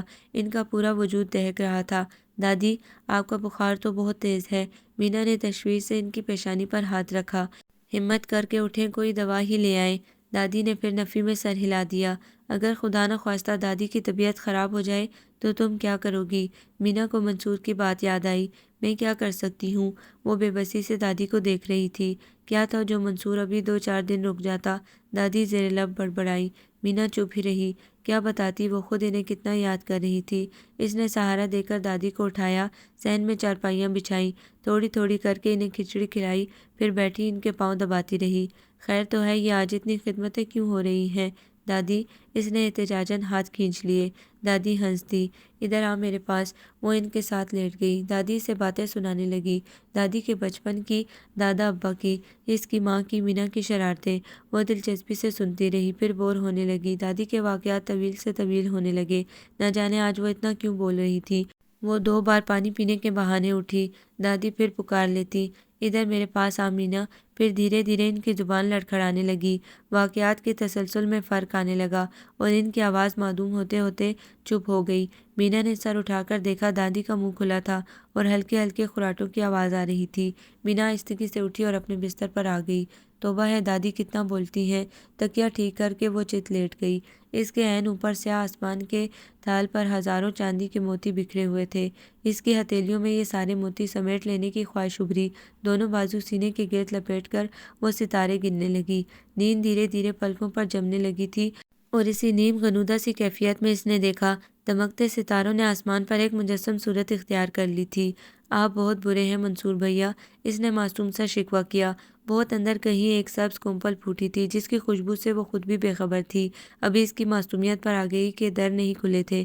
عذابوں کا موسم بہت دور اپنا سفر شروع کر چکا تھا، مگر ابھی اس کا انجان و معصوم ذہن دادی اور منصور بھیا کی محبت میں فرق نہیں ڈھونڈ سکا تھا۔ نیند اس کی پلکوں پر پوری طرح جم گئی۔ ستارے مانند پڑنے لگے، ہوا کی شوریدہ سری میں اضافہ ہونے لگا۔ نہ جانے کس دیس سے سیاہ بادل امٹ کر آئے اور آسمان پر چادر کی طرح تن گئے۔ पूरी कायनात के ऊपर अंधेरे के लपेट में आ गई। अंधेरा, हवा का जारहानापन, बादल, पत्तों का शोर। वो हड़बड़ाकर जागी। आंधी, बारिश, उफ दादी। इसने दादी को पुकारा और तेजी से उठकर अपना बिस्तर घसीटने लगी। चारपाई बरामदे में खींचकर इसने तार से उड़ते कपड़े समेटे। दादी उठ जाए, बारिश आने वाली है। आज दादी की नींद बड़ी गहरी थी। इसने तेजी से पास आकर चादर खींची। दादी के होंठ हल्के से खुले थे और खुराटों की आवाज़ बिल्कुल बंद थी। चित लेटी दादी के दोनों हाथ नमाज की तरह सीने पर बंधे थे। इसने दादी को झिंझोड़ा। उठ जाएं, क्या घोड़े बेचकर सोई हैं? बादल एकदम गरजे। मीना को एकदम अजीब से एहसास ने घेर लिया। दादी का दहकता तपता बदन एकदम ठंडा और अकड़ा हुआ था। वो बुदक कर पीछे हटी। दादी, इसकी आवाज़ में खौफ घुल मिल गया। दादी की आंखें खुली, ना होंठों में कोई जंबिश हुई, लेकिन मीना को लगा खुले होंठ हरकत में हैं। इसके चारों तरफ एक आवाज़ गूंजने लगी और ये आवाज़ अजनबी नहीं थी, दादी की थी। ये कलमा तैयबा पढ़ने की आवाज़ थी। वो एक एक कदम पीछे हटती दीवार से जा लगी। मुहे बंधेरा, गरजते बादल, कड़कती बिजली, सामने दादी का साकित वजूद, चार सू फैलती कलमा तैयबा की आवाज़। दीवार से लगी दोनों हाथों से अपना मुंह सख्ती से दबाए, थर थर कांपती मीना, जिसके हलक से गुटी गुटी सी चीखें निकल रही थी।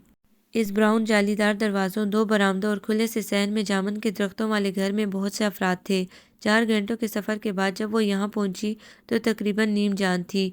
कौन मिला, किसने तसल्ली दी, कौन रोया, किसने दिलासा देते हुए गले से लगाया, वो कुछ भी नहीं समझ पा रही थी। सब इससे मिले थे, तारुफ भी हुआ था, मगर वो किसी को भी पहचान नहीं पा रही थी। मुहिब तारीकी में डूबी रात इसके अंदर पंजे गाड़े बैठी थी। वो कहीं भी बैठी होती, किसी से भी मिल रही होती, मगर इसके अंदर बादल गरजते और बिजलियां कड़कती थी। दादी का सर्द और साकित वजूद हमेशा इससे 2 हाथ के फासले पर रहता। अम्मी 24 घंटे इसके गिर्द चकराती रहती, रात को भी इसके साथ ही सोती। मंसूर घंटों इसके पास बैठे बातें करते, दिल बहलाते। वो एक लफ्ज़ ना बोलती, चुप गुमसुम सी इनकी शक्ल देखती रहती। फिर डॉक्टर ने इसे इंजेक्शन दिया। इसे पुरसुकून नींद की ज़रूरत थी और वो सो गई। पूरा दिन और पूरी रात इससे अगला दिन गुनूदगी में पड़ी रही। उठने को जी ना चाहता था। अम्मी ने इसे खाने को कुछ दिया था, इसने चुपचाप खा लिया। शाम में सादिया अंदर आई। मीना टुकर टुकर छत को घूर रही थी। अरे तुम उठ गई? इसकी आवाज़ खनकती हुई जानदार थी। मीना ने गर्दन घुमाकर इसे देखा।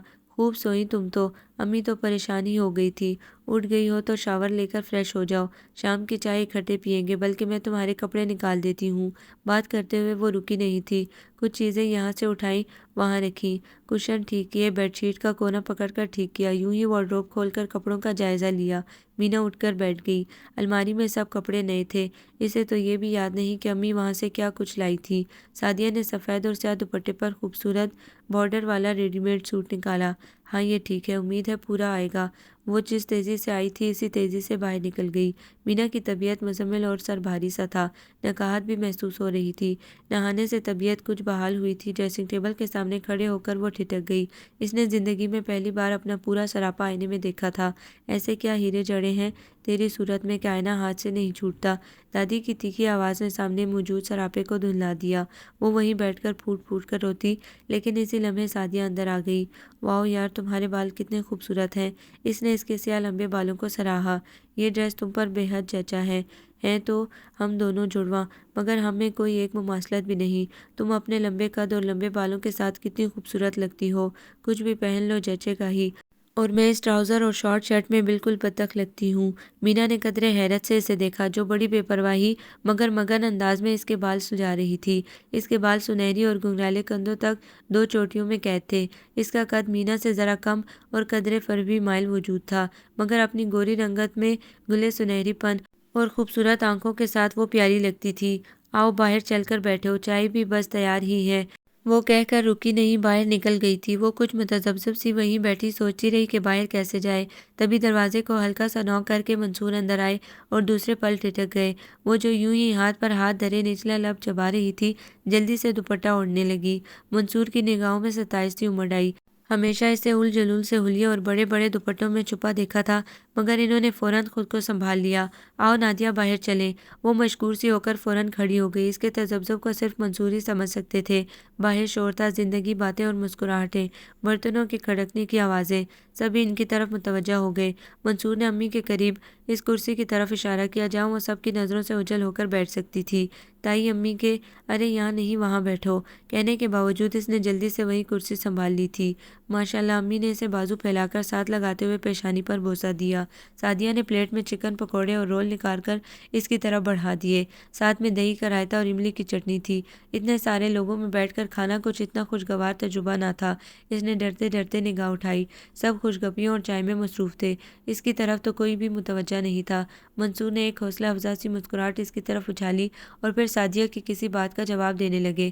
تب اس نے اپنی پلیٹ کی طرف ہاتھ بڑھایا تھا۔ عجیب وحشت زدہ سے دنوں کا سلسلہ تھا۔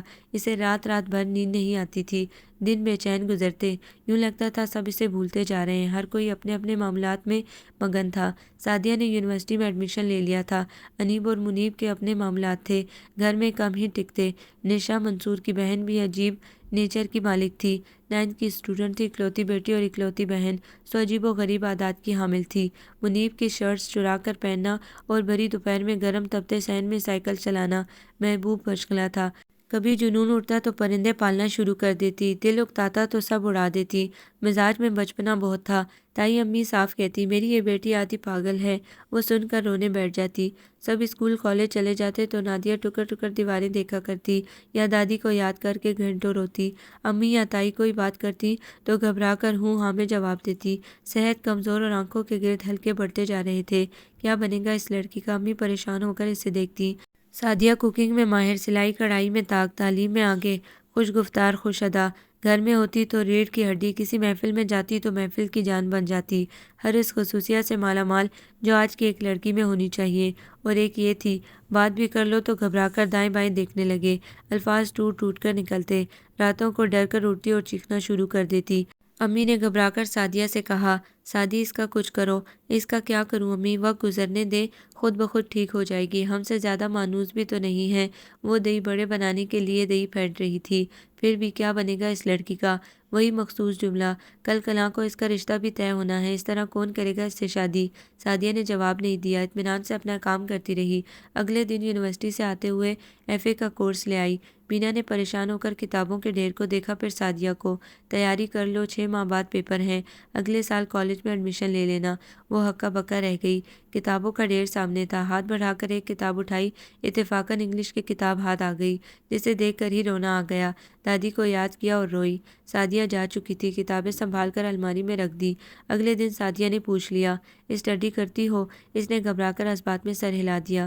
کوئی مشکل پیش آئے تو مجھ سے پوچھ لینا۔ جی؟ سعدیہ نے اسے غور سے دیکھا اور ہنس دی۔ یار یہ تم جی جی کیوں کرتی ہو؟ میں بہن ہوں تمہاری، فرینڈلی بات کیا کرو۔ جی؟ سعدیہ دوبارہ ہنس دی۔ وہ بری طرح خجل ہو گئی۔ وہ بے آواز چلتے ہوئے ان کے پاس آئی تھی اور میز کے اس طرف کھڑی ہو گئی۔ 8 پر منصور نے سر اٹھا کر دیکھا، پھر کتاب بند کر کے ذرا سا مسکرائے۔ کیا ہوا مینا؟ وہ گھوم کر ان کے سامنے آئی۔ دوسرا لمحہ منصور کے لیے حیران کن تو نہ تھا، مگر وہ ذرا سا سٹپٹائی ضرور۔ وہ گھٹنوں کے بل بیٹھی، ان کا ہاتھ دبوچے ان کے گھٹنوں پر سر رکھے رو رہی تھی۔ مینا؟ وہ کچھ اور شدت سے رونے لگی۔ بری بات، ایسے تھوڑی ہی روتے ہیں۔ انہوں نے اس کے بال سلاتے ہوئے آہستگی سے اس کا چہرہ اٹھایا۔ چلو آنسو پونچھو اور بتاؤ کیا ہوا؟ آپ مجھے بالکل ہی بھول گئے ہیں منصور بھیا، ہاتھ کی پشت سے آنسو صاف کرتے ہوئے اس نے کہا تھا۔ منصور بے ساختہ مسکرائے۔ پاگل، کہاں بھولا ہوں تمہیں؟ تم تو ہمیشہ میرے دھیان میں رہتی ہو، بس آج کل آفس کی کچھ مصروفیات تھیں، اس لیے تمہیں وقت نہیں دے سکا۔ اچھا چلو ایسا کرتے ہیں، آج تم سے باتیں کرتے ہیں۔ انہوں نے گود میں دھری کتاب اٹھا کر ٹیبل پر رکھی اور پوری طرح اس کی طرف گھوم گئے تھے۔ مینا تھوڑا پیچھے ہٹ کر کشن پر بیٹھ گئی، دونوں ہاتھ گھٹنوں کے گرد لپیٹ لیے۔ مجھ سے پڑھائی نہیں ہوتی، شکوہ کیا گیا۔ کیوں؟ کتابیں بہت مشکل ہیں، اس نے عذر پیش کیا۔ سعدیہ سے مدد لو، منصور نے حل بتایا۔ نہیں، جٹ سے انکار کیا۔ کیوں؟ کیا کہیں گی اسے کچھ بھی نہیں آتا؟ وہ تو بہت لائق ہیں، شرمندگی سے سر جھکا کر بولی۔ پھر انہیں دیکھا۔ مجھے واقعی کچھ بھی نہیں آتا، تو کیا کیا جائے؟ میں نے نہیں پڑھنا۔ خیر ایسا تو ہو ہی نہیں سکتا، پڑھنا تو تمہیں ضرور ہے، بلکہ بہت پڑھنا ہے، سعدیہ کی طرح یونیورسٹی جانا ہے۔ مینا نے سینے پر انگلی رکھ کر آنکھیں پھیلائیں، پھر ڈر کر بولی میں نے نہیں جانا۔ بالکل جانا ہے، کیونکہ میں نہیں چاہتا میری مینا بالکل جاہل رہ جائے۔ میری مینا، پر اس کا چہرہ سرخ سا ہوا تھا۔ شام کو اسی وقت میرے پاس آ جایا کرو، میں پڑھایا کروں گا۔ لیکن وہ بوکھلائی، مگر منصور نے اس کی ایک نہیں سنی تھی۔ اگلے دن وہ آئی نہیں تھی۔ خاموشی سے جا کر تائی امی کے پاس بیٹھ گئی۔ امی اور سعدیہ کچن میں مصروف تھی۔ وہ ڈرتی تھی، کچن میں نہیں جاتی تھی۔ جانتی تھی گھبراہٹ میں ایک دو چیزیں ضرور ہی ٹوٹیں گی۔ تائی اس سے ادھر ادھر کی باتیں کرنے لگی۔ تبھی منصور اپنے کمرے کے دروازے میں آ کھڑے ہوئے۔ مینا، کل میں نے تمہیں کیا کہا تھا؟ ان کے لہجے میں ہلکی سی خفگی در آئی تھی۔ وہ گھبرا کر کھڑی ہو گئی۔ تائی امی منصور کو دیکھنے لگی۔ کتابیں لے کر کمرے میں آؤ۔ ہاں منصور، تم اسے پڑھا دیا کرو، مجھے تو اس کی بہت فکر رہنے لگی ہے، امی نے کچن سے جھانک کر کہا تھا۔ وہ کتابیں لے کر کمرے میں گئی تو بے حد سنجیدہ و افسردہ سی تھی۔ اب ایسے روتے انداز میں پڑھائی ہوگی، منصور نے چھیڑا۔ مینا نے خاموشی سے کتاب کھول لی۔ منصور کو پہلے مرحلے پر ہی احساس ہو گیا تھا کہ وہ بہت کچھ بھول چکی ہے اور یہ کہ بہت سخت محنت کروانا ہوگی، لیکن انہوں نے بے حد سہولت اور شفقت کے ساتھ اسے اس کی نالائکی کا احساس دلائے بغیر پڑھائی شروع کروائی تھی۔ مینا کا دماغ گویا بالکل بند تھا۔ وہ 3-4 لائنوں سے آگے ہی نہ پڑھتی۔ کبھی کبھی وہ بری طرح جھنجھلا جاتے تو مینا کی موٹی موٹی آنکھوں میں آنسو تیرنے لگتے۔ سبق یاد نہ ہوتا تو وہ پھوٹ پھوٹ کر رونے لگتی۔ منصور کو کبھی مینا پر غصہ آتا تو کبھی دادی مرحومہ پر۔ وہ ان کا ٹھیک ٹھاک ضبط آزما رہی تھی اور وہ واقعی بڑے ضبط سے کام لے رہے تھے۔ سعدیہ کی آنکھ کھلی تو وہ بیڈ پر آلتی پالتی مارے انگلش کی سمری رٹنے میں مصروف تھی۔ وال کلاک میں 1 بج رہا تھا۔ دادی، اتنی رات ہو گئی، ابھی تک سوئی نہیں؟ بس سونے والی تھی۔ صبح منصور بھیا نے ٹیسٹ لینا ہے نا؟ وہ تو ٹھیک ہے، محنت کرنا اچھی بات ہے، مگر ابھی سے خود کو اتنا مت تھکاؤ، سو جاؤ، شاباش، صبح اٹھ کر دیکھ لینا۔ سعدیہ نے کروٹ بدلی تو اس نے آہستگی سے کتاب بند کر کے لائٹ آف کر دی۔ وہ کیا بتاتی؟ منصور کے سامنے شرمندگی سے بچنے کے لیے وہ ساری رات جاگ سکتی تھی۔ آج چھٹی کا دن تھا۔ سعدیہ صبح سے ہی متحرک تھی۔ ملازمت کو ساتھ لگا کر اس نے پورے گھر کی دھلائی کی تھی۔ ساتھ ساتھ مہینے بھر کا بجٹ، گرمیوں کے کپڑے، روزمرہ معاملات ڈسکس ہو رہے تھے۔ تائی اور امی ہر بات میں اس سے مشورہ طلب کرتی۔ یونیورسٹی جانے کے باوجود گھر کے ہر معاملے میں وہ انوالو تھی۔ مینا کتاب میں گھسی بظاہر پڑھنے میں مگن، در حقیقت صبح سے اسے ہی دیکھنے میں مصروف تھی۔ دوپٹے سے بے نیاز شلوار کے پائنچے چڑھائے وہ پائپ فولڈ کر رہی تھی۔ میرا ارادہ ہے آج بازار کا چکر لگاؤں۔ امی چلیں گی آپ؟ وہ کہہ رہی تھی۔ اتنی گرمی میں مجھ سے تو نہیں دھکے کھائے جاتے، تم خود ہی ہو آنا، امی نے بیزاری سے جواب دیا۔ مینا، تم چلو ساتھ، لون کے کپڑے لانے ہیں، سعدیہ نے اچانک مڑ کر اس سے کہا تو اس کے ہاتھ سے کتاب پھسل گئی۔ بازار کا تو صرف نام سنا تھا، کبھی ایک چھلا تک تو خریدا نہ تھا۔ نہیں، کیوں، تم نے کپڑے نہیں بنوانے؟ میرے پاس تو بہت ہیں۔ اتنے بھی بہت نہیں ہیں، آپ خود ہی لے آئیے گا۔ بھئی مجھے کیا پتا تمہاری چوائس کیا ہے، میرے لیے دادی خود ہی لایا کرتی تھی، گویا کوئی چوائس نہیں تھی۔ اس کی بات پر سعدیہ ہنس کر اپنے کام میں مصروف ہو گئی۔ تائی مسکرا دی، جبکہ امی تفکر کے ساتھ اسے دیکھنے لگی تھی۔ چلو ٹھیک ہے، میں خود ہی لے آؤں گی۔ کچھ دیر کے بعد سعدیہ نے پلٹ کر کہا تھا۔ وہ اتنی دیر اپنی ہنسی ضبط کر رہی تھی جبکہ مینا بڑی حسرت سے سوچ رہی تھی، کاش میں بھی سعدیہ جیسی بن سکتی۔ شام کو اس نے یہی بات منصور بھیا سے کی تھی۔ وہ غور سے اس کا چہرہ دیکھنے لگی۔ شرمندگی اور خجالت کے تاثرات، اعتماد سے محروم مگر خوبصورت چہرہ۔ میرے ساتھ چلو گی بازار؟ انہوں نے اچانک ہی آفر کی تھی۔ آپ کے ساتھ؟ وہ حیرت سے ان کا چہرہ دیکھنے لگی۔ شام کو چلنا؟ وہ انکار کرنا چاہتی تھی، نہیں کر پائی۔ سعدیہ سے منصور نے خود ہی کہہ دیا تھا وہ اس کے لیے کچھ نہ خریدے۔ مینا کو لگا نہ جانے وہ کون سی دنیا میں آ گئی ہے، اتنی چیزیں، اتنے لوگ۔ منصور کا ہاتھ تھامے دوسرے ہاتھ سے دوپٹے کو قابو میں کیے وہ بوکھلائی سی تھی، یوں لگتا تھا ساری دنیا صرف اسی کو گھور رہی ہے۔ منصور کیا کہہ رہے تھے، وہ کیا جواب دے رہی تھی؟ منصور جس کپڑے کا پوچھتے اچھا ہے، وہ فوراً کہتی بہت۔ اسے تو ہر چیز اچھی لگ رہی تھی۔ اتنی ڈھیروں ڈھیر اشیاء میں انتخاب مشکل ہی تو تھا۔ حقیقت تو یہ تھی کہ اس کے لیے ہر چیز منصور نے اپنی پسند سے خریدی تھی، مگر گھر آ کر وہ یوں خوش تھی جیسے ساری شاپنگ خود ہی کی ہو۔ زندگی ایک روٹین میں آ گئی تھی۔ ایک بار منصور سے وعدہ کیا تھا کہ وہ جو کہے گا وہی کرے گی، اور منصور کی بات اس کے لیے حرف آخر تھی۔ اسے کیا پسند کرنا ہے، کیا نہیں، کیا پہننا ہے، کیا پڑھنا ہے، ٹی وی کب اور کتنا دیکھنا ہے، وہ مکمل منصور بھیا کے کنٹرول میں تھی، اور اس بات پر بہت خوش بھی۔ بچپن میں دادی کی انگلی پکڑی تھی، اب منصور کی۔ مینا، یہ کلر تم پر سوٹ نہیں کرتا، منصور بھیا سرسری سا کہتے۔ مینا کے لیے وہ رنگ گویا حرام ہو جاتا۔ یہ کیا پڑھ رہی ہو؟ منصور بھیا نے اچانک اس کے ہاتھ سے فیشن میگزین جھپٹا تھا۔ وہ بوکھلا کر انہیں دیکھنے لگی۔ منصور بھیا، میں تو چند دن رہ گئے ہیں ایگزام شروع ہونے میں، اور تم ان خرافات میں پڑی ہو، یہ لکھنا ہے پیپرز میں۔ مینا، یہ تمہارا زندگی بنانے کا وقت ہے اور تم بہت بہت مایوس کیا ہے تم نے۔ میگزین اس کے سامنے پٹک کر وہ جیسے آئے تھے ویسے ہی چلے گئے۔ سعدیہ نے ہکا بکا بیٹھی مینا کو دیکھا۔ مینا، تم؟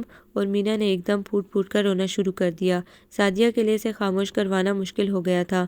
منصور گھر پر نہیں تھے اور جب تک وہ واپس نہیں آئے مینا جلے پاؤں کی بلی کی طرح گھومتی رہی تھی۔ شام کو وہ کمرے میں چلے گئے اور مینا بھی پیچھے ہی چلی آئی۔ کیا بات ہے؟ ان کا لہجہ معمول کے مطابق ہی تھا۔ مینا نے ان کا ہاتھ پکڑ کر رونا شروع کر دیا۔ مینا، مینا کیا ہو گیا؟ وہ بوکھلا گئے۔ دوپہر والی بات ذہن میں بھی نہ تھی۔ آپ نے مجھے اس طرح کیوں ڈانٹا؟ آپ نے مجھ سے ایسی بات کیوں کی؟ میں کب؟ وہ میگزین پڑھ رہی تھی۔ سعدیہ اور نشا دیکھ رہی تھی۔ میں نے تو بس ایک نظر دیکھا ہی تھا۔ سعدیہ نے کہا تھا یہ ڈیزائن دیکھو اور آپ نے؟ اچھا تو رو کیوں رہی ہو؟ بمشکل مسکراہٹ دبا کر وہ گویا ہوئے۔ کوئی لڑکی روتے میں اتنی حسین و معصوم بھی لگ سکتی تھی۔ آپ نے مجھے ڈانٹا کیوں؟ تمہاری بھلائی کے لیے۔ لیکن میں وہ میگزین نہیں پڑھ رہی تھی۔ اس نے دوبارہ احتجاج کیا۔ مان لیا، اب اٹھو، منہ ہاتھ دھو کر فریش ہو کر پڑھنے بیٹھو۔ انہوں نے اپنا ہاتھ چھڑا کر اس کا سر تھپتھپایا۔ پہلے وعدہ کریں آپ مجھ سے دوبارہ خفا نہیں ہوں گے۔ مینا، کیا بچوں جیسی حرکت ہے؟ وعدہ کریں۔ اوکے، نہیں ہوں گا۔ شام تک وہ جتنے فریش موڈ میں تھی اسے دیکھتے ہی نشا نے شرارت سے پوچھا تھا۔ لگتا ہے منصور بھائی مان گئے۔ وہ مجھ سے خفا ہو ہی نہیں سکتے۔ وہ تو یوں ہی انہیں غصہ آ گیا تھا۔ غلطی بھی تو میری تھی۔ مجھے وہ میگزین نہیں دیکھنا چاہیے تھا۔ اس نے سادگی سے اپنی غلطی تسلیم کی تھی۔ سعدیہ نے الجھ کر اسے دیکھا، پھر آسانیت سے گویا ہوئی۔ 24 گھنٹے کو انسان اسٹڈی نہیں کر سکتا۔ اگر تم نے وہ میگزین دیکھ لیا تو اس میں تمہاری کوئی غلطی نہیں تھی۔ غلطی تو تھی، امتحان جو سر پر ہیں۔ وہ سادگی سے گویا ہوئی۔ سعدیہ کا دل چاہا کھینچ کر ایک تھپڑ رسید کرے۔ ایسا بھی کیا بودھاپن؟ نادیہ، تم خواہ مخواہ میں پریشرائز ہو رہی ہو اور تم خواہ مخواہ میں اپنی انرجی ویسٹ کر رہی ہو، منیب نے اندر داخل ہوتے ہوئے کہا۔ ہماری یہ بہن منصور بھائی کی انگلی پکڑ کر چلنے میں خوشی محسوس کرتی ہیں۔ وہ دن کو رات کہیں تو یہ محترمہ کبھی مان کر نہیں دیں گی کہ یہ دن ہے۔ وہ مینا کے قریب دم سے بیٹھ کر پوچھنے لگا، کیوں سسٹر نادیہ؟ نادیہ کو اس کا لہجہ اچھا نہیں لگا مگر وہ خاموشی رہی۔ منیب اور انیب دونوں اس سے چھوٹے تھے مگر ان کا اعتماد اور خوش مزاجی اور برجستگی مینا کو ان سے دور دور ہی رکھتی تھی۔ کمال ہو گیا، یعنی واقعی کمال ہو گیا۔ منیب کے ہاتھ میں 5 گلاب جامن تھے۔ ایسا ویسا، میں اب تک عالم حیرت میں ہوں۔ خود انیب کی سپیڈ خاصی تیز تھی اور وہ سب کی توجہ کا مرکز بنی۔ سرخ چہرہ لیے درمیان میں بیٹھی پزل ہو رہی تھی۔ جوش سے اس کا چہرہ تمتما رہا تھا۔ آج ہی تو اس کا رزلٹ آیا تھا۔ پیپرز بھی ایک مرحلہ ہی تھے۔ منصور قدم قدم پر اس کے ساتھ رہے۔ امتحانی سینٹر میں سعدیہ ساتھ گئی ورنہ وہ تو اکیلے جانے کے خیال سے رونا شروع کر دیتی تھی۔ خدا خدا کر کے ایگزام ختم ہوئے۔ درمیان کے عرصے میں امی اور دائی نے انتہائی کوشش کی کہ اسے کچھ سلائی وغیرہ ہی سکھا دیں مگر یہاں اس کا دماغ چل کے ہی نہ دیا۔ بہت سوٹوں کا ستیہ ناز کروانے کے بعد انہوں نے کانوں کو ہاتھ لگایا تھا۔ آج اس کا رزلٹ آیا تھا اور وہ 2nd ڈویژن میں پاس ہو گئی تھی۔ امی ابو تایا تائی سب نے اسے گلے لگا کر کتنا پیار کیا تھا۔ وہ خود حیران تھی۔ اسے یقین نہیں آ رہا تھا کہ وہ پاس ہو سکتی ہے۔ نشا نے خوبصورت سا جیولری باکس جبکہ سعدیہ نے سوٹ گفٹ کیا تھا۔ منصور سرشار سے بیٹھے تھے۔ حقیقتاً یہ کامیابی انہی کی تو تھی۔ انیب و منیب تعریف بھی کر رہے تھے تو مذاق کے انداز میں۔ آپ نے واقعی کمال کیا ہے نادیہ آپی۔ یہ میرا نہیں منصور بھیا کا کمال ہے۔ ساری محنت انہوں نے ہی تو کروائی ہے۔ مینا نے سادگی سے اعتراف کیا تھا۔ یہ تو ہے۔ اس خوشی میں منصور بھیا ساری مٹھائی آپ کی۔ انیب نے ڈبہ بند کر کے ان کے ہاتھ میں تھما دیا۔ انہوں نے بے خیالی میں کھولا تو اندر آدھی گلاب جامن تھی۔ انیب کو گورتے ہوئے انہوں نے ڈبہ بند کر دیا۔ بلا شبہ منصور کی محنت اس میں شامل ہے مگر میری بیٹی نے بھی ثابت کیا ہے کہ وہ اپنی صلاحیتوں میں کسی سے کم نہیں۔ امی حقیقتاً اس کی کامیابی پر بہت خوش تھیں۔ اب آگے کیا ارادے ہیں؟ سعدیہ نے پوچھا۔ اب پتہ نہیں، یہ کہتے ہوئے اس نے منصور کی طرف دیکھا تھا۔ شام کو منصور نے اسے اپنے کمرے میں بلوایا تھا اور ایک خوبصورت اور نازک سی گھڑی اس کی طرف بڑھائی تھی۔ یہ میرے لیے ہے؟ نہیں، میرے لیے ہے۔ وہ آہستگی سے ہنسے۔ مینا نے ہاتھ واپس کھینچ لیا۔ پگلی تمہارے لیے ہی ہے۔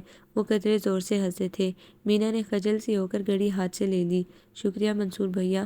آج دادی ہوتی تو آج سارا دن اسے دادی بہت یاد آئی تھی۔ وہ ہوتی تو مجھے گنجا کر چکی ہوتی۔ یاد نہیں وہ لڑکیوں کی تعلیم کے کتنا خلاف تھی۔ ہاں، وہ قدرے چپ چپ سی گھڑی دیکھتی رہی۔ اسے سنبھالو، کالج جاؤ گی تو کام آئے گی۔ انہوں نے اداس سا ماحول بدلنا چاہا۔ کالج؟ وہ متحیر سی سے دیکھنے لگی۔ ہاں، 3rd ایئر میں ایڈمیشن نہیں لینا کالج میں؟ منصور بھیا میں گھر پر ہی وہ بوکھلا گئی۔ کیا گھر پر ہی؟ منصور کے ماتھے پر بل پڑ گئے۔ تمہیں کالج جانا ہے مینا؟ اور مینا کیا کر سکتی تھی؟ فارم آ گئے، ایڈمیشن ہو گیا، سبجیکٹ منصور نے چوز کیے، وہ تو بس روتی دھوتی کالج سدھاری تھی۔ 2 سال کا عرصہ خاموشی سے بیت گیا، کہیں کوئی تبدیلی آئی بھی تو احساس نہ ہوا۔ سعدیہ یونیورسٹی سے فارغ ہوئی تو امی کو ان کی شادیوں کی فکر لاحق ہو گئی، مگر سعدیہ شادی کرنا نہیں چاہتی تھی، وہ پہلے اپنا کیریئر بنانا چاہتی تھی۔ مینا کے ساتھ نشا کالج جاتی تھی، مگر دونوں کے سبجیکٹ اور کلاس مختلف تھیں۔ وہ کالج جاتی اور واپس آ جاتی، اس عرصے میں وہ کوئی ایک دوست بھی نہ بنا پائی تھی۔ ہاں، واپسی پر ساری باتیں منصور سے ضرور شیئر کرتی تھی۔ وہ آج بھی وہیں کھڑی تھی، منصور کی انگلی تھامے، طوفانی موسموں سے خوفزدہ، دادی کی یادوں میں مگن، گھر والوں سے دور۔ پھوپھو انیسہ کی بیٹی کی شادی تھی، کارڈ مل گیا تھا، فون پر بھی انہوں نے اصرار کیا تھا کہ سب آئیں گے۔ انیب اور مینا کے تو ایگزام شروع ہونے والے تھے، سعدیہ اور نشا فارغ تھیں۔ انیب تو کسی صورت گھر رہنے پر راضی نہ تھا۔ 2 دن کی بات ہے، میں شام کو ہی واپس آ جاؤں گا، مینا بھی ساتھ ہی آ جائے گی، آپ لوگ رک جائیے گا۔ اس نے آرام سے پروگرام سیٹ کیا تھا، لیکن منصور نے سنتے ہی منع کر دیا، ضرورت ہی نہیں تم دونوں کو جانے کی، تیسرے دن امتحان شروع ہیں اور جناب کو شادیاں سوج رہی ہیں۔ مینا چلی جاتی تو سارے خاندان سے مل لیتی، امی نے منانا چاہا، بعد میں لے جائیے گا، اس کی 2 سال کی محنت کا سوال ہے۔ ابو اور تایا کے بعد منصور کی بات ہی چلتی تھی۔ میں نہیں جا رہی، مینا تو فوراً دستبردار ہو گئی۔ سعدیہ بہت چڑی، تم ان کے ہر بات پر لبیک کہتی ہو، خواہ وہ غلط ہی کیوں نہ ہو، اتنا اعتبار بھی ٹھیک نہیں، زندگی تمہاری ہے، مگر تم نے اسے منصور بھیا کے پاس گروی رکھ دیا ہے، تمہاری اپنی کوئی چوائس بھی تو ہونی چاہیے۔ 1 آدھ دن سے کیا ہو جائے گا، لیکن اس طرح پورے خاندان سے ملنے کا موقع پھر نہ جانے کب ملے۔ وہ تو ٹھیک ہے، مگر منصور بھیا کبھی غلط بھی تو نہیں کہتے، مرغ کی وہی ایک ٹانگ تھی۔ سعدیہ کے اسے منانے کی ساری کوششیں بیکار ہو گئی، تنگ آ کر نشا نے بھی کہہ دیا، بس کرو، جانتی تو ہو وہ اب نہیں جائے گی۔ ناشتہ ملے گا؟ نکھرے فریش چہرے کے ساتھ انہوں نے کچن میں جھانکا، سبھی اپنی اپنی پیکنگ میں مصروف تھے۔ سعدیہ نے پلٹ کر انہیں دیکھا، بالکل ملے گا۔ وہ کرسی گھسیٹ کر بیٹھ گئے، ناشتہ تقریباً تیار ہی تھا۔ سعدیہ نے ان کے سامنے تمام اشیاء رکھی اور چائے کا پانی چڑھا دیا۔ مینا نے کر لیا ناشتہ؟ سلائس پر جیم لگاتے ہوئے انہوں نے سرسری سا پوچھا تھا۔ ہاں، سعدیہ نے جواب دیا، پھر پلٹ کر پوچھنے لگی، آپ اسے مینا کیوں کہتے ہیں؟ نک نیم ہے اس کا۔ کیوں؟ پر اب اسے مینا سے نادیہ بھی تو بننے دیں۔ مطلب یہ، وہ ان کے سامنے بیٹھ گئی، بہت دنوں سے سوچ رہی تھی آپ سے بات کروں، آپ نادیہ کے ساتھ اچھا نہیں کر رہے، تم کہنا کیا چاہ رہی ہو؟ انہوں نے الجھ کر دیکھا، اتنے سالوں میں کیا تبدیلی آئی ہے اس میں، سوائے اس کے کہ اس نے چند کلاسیں پاس کر لی ہیں۔ ذہنی طور پر وہ اب بھی وہیں کھڑی ہے، پہلے دادی اور اب آپ۔ وہ آپ کی شخصیت کے سیر سے آزاد نہیں ہو پا رہی ہے، اسے خبر ہی نہیں وہ خود کہاں کھڑی ہے۔ تم کہنا کیا چاہتی ہو، کھل کر کہو۔ ان کی پیشانی پر شکنیں نمودار ہوئیں، اس میں اعتماد نہیں ہے، قوت فیصلہ نہیں ہے، ہر چیز ہر بات کے لیے وہ سہارا ڈھونڈتی ہے، آپ کی طرف دیکھتی ہے۔ اس کی پرسنالٹی کو ڈیولپ ہونے دیں، اسے خود فیصلہ کرنے دیں، خواہ وہ غلط ہی کیوں نہ ہو۔ غلط فیصلہ نہیں کرے گی تو صحیح کرنا کس سے سیکھے گی؟ وہ بہت دنوں سے سوچ رہی تھی ان سے بات کرے، اس لیے شروع ہو گئی۔ منصور نے کچھ کہنا چاہا، پھر خاموش ہو رہے۔ انہیں لگا سعدیہ نے غلط نہیں کہا، کچھ چیزیں ہمارے سامنے کی ہوتی ہیں مگر نظروں سے اوجھل ہوتی ہیں، کوئی توجہ دلائے تو سب صاف نظر آنے لگتا ہے۔ ان 3 سالوں میں اس کی شخصیت میں کوئی تبدیلی نہیں آئی، وہ جہاں تھی وہیں کھڑی ہے۔ اسے زندگی میں آگے جانا ہے اور یہ تب تک نہیں ہوگا جب تک آپ اسے اپنی شخصیت کے سیر سے آزاد نہیں کریں گے۔ دادی نے ایک چوزے کی طرح اسے اپنے پروں میں سمیٹ رکھا تھا، آپ بھی اس کے ساتھ اس سے مختلف سلوک نہیں کر رہے، اس ڈر سے کہ ٹھوکر نہ کھائے، کہیں کوئی چوٹ نہ لگ جائے، وہ ہرٹ نہ ہو۔ کب تک ہم سب اسے بچہ سمجھتے رہیں گے؟ اسے بڑا ہونے دیں، اپنی شخصیت کو کھوجنے دیں، اسے اپنے خوف سے باہر نکلنے دیں۔ وہ آج بھی اندھیری رات میں چلتی ہلکی سی ہوا سے ڈر جاتی ہے۔ ارے چائے! وہ تیزی سے اٹھ کر چولہے تک گئی تھی، جبکہ منصور ناشتہ بھولے صرف اسی کے الفاظ پر غور کر رہے تھے۔ سب گھر والے چلے گئے تھے، انیب نے بھی عین وقت پر ابو کو منا لیا تھا، جاتے وقت تک مینا کو بھی مناتا رہا، مگر وہ انکار کرتی رہی۔ تائی جان کی شوگر ہائی تھی، سو وہ اس کے پاس رک گئی۔ منصور یوں بھی اس قسم کے فنکشنز کو نظر انداز ہی کرتے تھے۔ موسم آج کل بیزار کن تھا، شدید گرمی دن بھر لو چلتی، صبح کو کی گئی صفائی کا ستیہ ناش شام میں آنے والی آندھی کر دیتی، ہر چیز گرد گرد ہو جاتی، گھر کئی بار صاف کرنا پڑتا، ملازمہ ڈھنگ سے صفائی نہ کرتی، تائی جان بڑبڑاتی رہتی، شوگر کچھ اور ہائی ہو جاتی۔ تم نے اتنا اچھا موقع کھو دیا۔ نشا کو اس کے نہ جانے کا دکھ تھا، رات کو اپنی دائی کے کمرے میں سو جانا، امی نے تاکید کی تھی، جانتی تھی نا کہ وہ اکیلے کمرے میں نہیں سو پائے گی۔ تائی جان کیا پکاؤں؟ وہ انہیں شام کے چائے دینے گئی تو پوچھنے لگی۔ کیا پکانا ہے بیٹی؟ فریج میں کوئی نہ کوئی سالن تو پڑا ہی ہوگا، ہم تینوں کے لیے کافی ہے، تم اپنا وقت برباد نہ کرو، بیٹھ کر پڑھ لو۔ تائی نے کہا تو اس نے بھی اصرار نہیں کیا۔ فریج میں شملہ مرچ اور قیمے کا سالن تو پڑا ہی تھا۔ شام ڈلی تو وہ کتابیں اٹھا کر سیڑھیوں پر آ بیٹھی، جن پر ایک ترتیب سے پام کے پودوں کے گملے دھرے تھے۔ فضا میں تپش تھی اور آسمان گرد گرد ہو رہا تھا۔ کسی نے آندھی باندھ دی ہے۔ اسے دادی کی بات یاد آئی تو کتاب سے سر اٹھا کر آسمان کو دیکھنے لگی۔ ایک گہری اداسی اس کے اندر سرایت کر گئی۔ 3 سال ہونے کو آئے۔ کچھ دنوں کے بعد دادی کی تیسری برسی تھی۔ وہ ان 3 سالوں میں انہیں فراموش نہ کر پائی تھی۔ یہی موسم تھا جو آپ کو مجھ سے چھین لے گیا۔ دیکھیں دادی، آپ کی مینا کو کیسے ہی چپ لگی ہے۔ اب وہ کسی سے نہیں لڑتی، لڑے بھی تو کس سے؟ نادیہ، یہاں کیوں بیٹھی ہو؟ گرمی ہو رہی ہے۔ منصور کی آواز پر وہ چونکی۔ اپنے خیالوں میں الجھتی مینا نے اس بات پر غور نہیں کیا کہ منصور نے پہلی بار اسے نادیہ کہہ کر پکارا تھا۔ میں ابھی نہا کر آئی ہوں، اسی لیے زیادہ گرمی محسوس نہیں ہو رہی، اس نے آہستگی سے جواب دیا۔ منصور نے اس کے لہجے میں گھلی افسردگی کو محسوس کیا اور پہلی بار قصدن نظر انداز کر گئے۔ میں ایک دوست کی طرف جا رہا ہوں، رات کو شاید دیر سے ہی آؤں گا۔ نہیں منصور بھائی، دیر مت کیجیے گا، تائی جان کی طبیعت ٹھیک نہیں ہے اور میں بھی اکیلی ہوں گھر پہ۔ اس نے بیچارگی سے انہیں دیکھا۔ اچھا میں جلدی آ جاؤں گا، اسے تسلی دے کر وہ چلے گئے۔ اس نے کتابیں کھول لی۔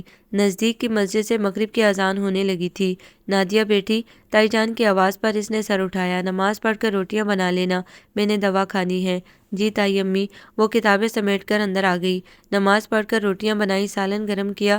تائی امی نے بہت تھوڑا کھایا تھا، ان کی طبیعت مزمل و بوجھل سی تھی۔ منصور آئے تو اس کے لیے کھانا نکال دینا، تائی نے کہا۔ نادیہ کو ابھی پڑھنا تھا، وہ لاؤنج میں بیٹھ گئی۔ چائے کے کپ سے لطف اٹھاتے ہوئے اس نے 8 بجے کا ڈرامہ دیکھا تھا۔ عشاء کی نماز پڑھ کر وہیں بیٹھ کر کتابیں کھول لیں۔ آنٹی دوا لے کر غنودگی میں تھی، لائٹ انہیں ڈسٹرب کرتی۔ سونے کے لیے تو بہرحال اسے انہی کے کمرے میں آنا تھا۔ منصور ابھی تک نہیں آئے تھے۔ کتابوں پر جھکے جھکے کتنا وقت گزرا، باہر موسم کے تیور کب بدلے، ہواؤں کی شوریدہ سری میں کب اضافہ ہوا، سیاہ بادل کہاں امڑ آئے۔ بند کمرے میں کتابوں پر جھکے جھکے اسے خبر بھی نہ ہوئی۔ بس کھڑکیاں ایک دم سے کھلیں اور کمرہ ہواؤں کے شور اور بادلوں کی گرج سے بھر گیا۔ کتابیں اس کے ہاتھ سے چھوٹیں۔ سراسیمگی میں وہ کھڑی ہو گئی۔ کھلی کھڑکی کے پٹ زور زور سے بجنے لگے تھے۔ اسے لگا وہ کھلے آسمان تلے کھڑی ہے، یہ ہوائیں اسے اڑا لے جائیں گی، یہ بجلی اسے جلا کر راکھ کر دے گی۔ دڑ دڑاتے دل کو سنبھالتے ہوئے وہ تائی کے کمرے کی طرف بھاگی۔ تائی دوا کے زیر اثر نیند میں تھی، چت لیٹی تھی، دونوں ہاتھ سینے پر بندھے، گردن ذرا سی مڑی ہوئی۔ وہ جو بھاگ کر ان سے لپٹ جانے کو تھی، دروازے کے پاس ٹھٹک کر رک گئی۔ تائی کے ساکت وجود کو غور سے دیکھا۔ ایک پل کو اسے لگا ان کے خدوخال بدل رہے ہیں، اور دیکھتے ہی دیکھتے ان کے چہرے پر جھریوں کا اضافہ ہو گیا۔ وہ وجود تائی کا وجود نہ رہا، وہ دادی کے وجود میں ڈھل گیا، ساکت و صامت، بے حس و حرکت، جن کے بند لبوں سے کلمہ طیبہ کی آوازیں آ رہی تھی۔ دادی! بادل زور زور سے گرجنے لگے تھے۔ وہ کئی قدم پیچھے ہٹی اور ہٹتے ہٹتے کھلے دروازے سے واپس بھاگی تھی۔ لاؤنج عبور کر کے صحن میں آئی، ٹھوکر لگی اور وہ منہ کے بل گری۔ نچلا ہونٹ دانتوں تلے آ کر پھٹ گیا تھا۔ وہ چیخ چیخ کر روتی اور پکارتی رہی، امی، ابو، سعدیہ، منصور بھیا۔ باہر بیل پر بیل ہونے لگی تھی۔ پھر اس نے منصور کی آواز سنی۔ وہ گویا جی اٹھی، بھاگتی ہوئی دروازے تک گئی، دھڑ سے دروازہ کھولا۔ مینا کیا ہوا؟ منصور ہراساں سے کھڑے تھے۔ منصور بھیا، وہ بے حال ہوتی ہوئی ان سے لپٹ گئی۔ مینا، وہ ششدر سے رہ گئے۔ تم ٹھیک تو ہو؟ میں ڈر گئی تھی۔ اس کے کندھوں پر ہاتھ رکھتے ہوئے انہوں نے پیچھے دھکیلنے کی کوشش کی، مگر اس کے دونوں بازو ان کے کمر کے گرد کسے ہوئے تھے۔ چہرہ سینے میں چھپائے وہ روئے جا رہی تھی۔ نادیہ! نادیہ کون ہے؟ کمرے سے تائی جان کی آواز آ رہی تھی۔ منصور نے ایک جھٹکے سے اسے خود سے الگ کیا، اسے بازو سے کھینچتے ہوئے کمرے تک لائے، اسے تائی کی طرف دھکیل کر خود دروازے میں ہی کھڑے رہے۔ بولے تو لہجہ سنبھلا ہوا تھا، اسے سنبھالیں، ڈر گئی ہے، یہ کہتے ہوئے وہ فوراً ہی پلٹ گئے تھے۔ اپنی اس ابتر حالت کے باوجود مینا نے ان کے لہجے کی بے رخی کو پوری طرح محسوس کیا تھا۔ کچھ تو بدلا تھا، بہت غیر محسوس انداز میں تبدیلی آئی تھی۔ منصور اس سے کھچ سے گئے تھے، اس سے ضرورت پڑتی تو مدد ضرور کرتے، مگر بہت سنجیدہ اور لیے دیے انداز کے ساتھ۔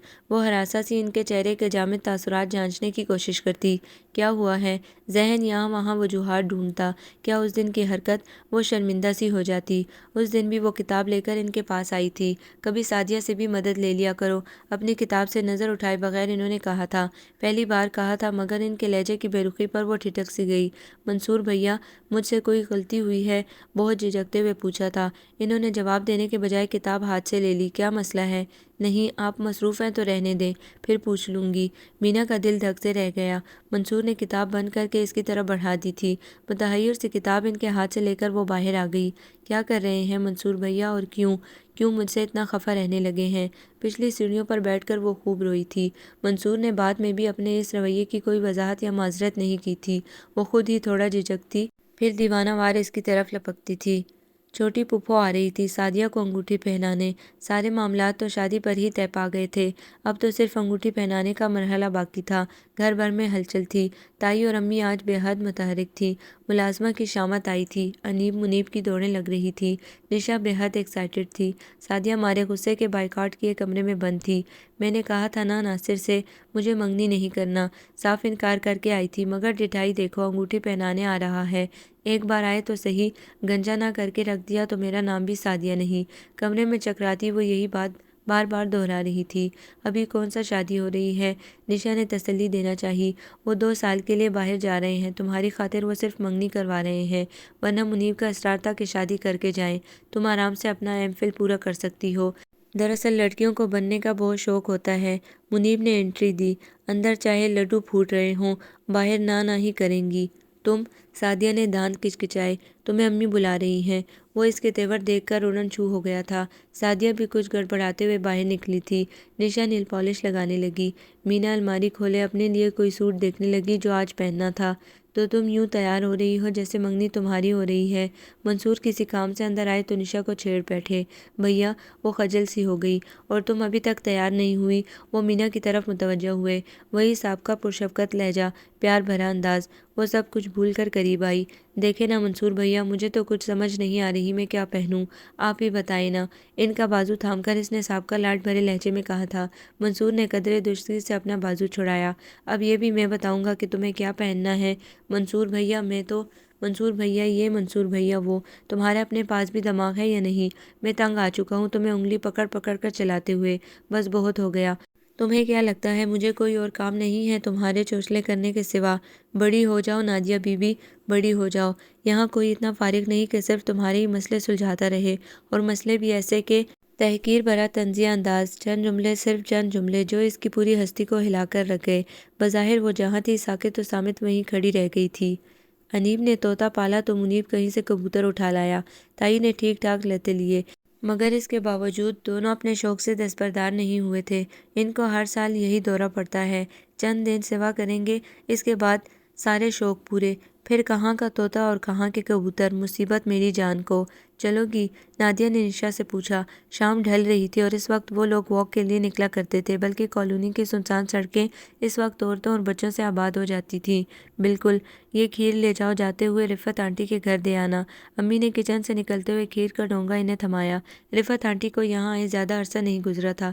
ان کی ایک ہی بیٹی لائبہ اور بیٹا ضیاء توقیر تھا۔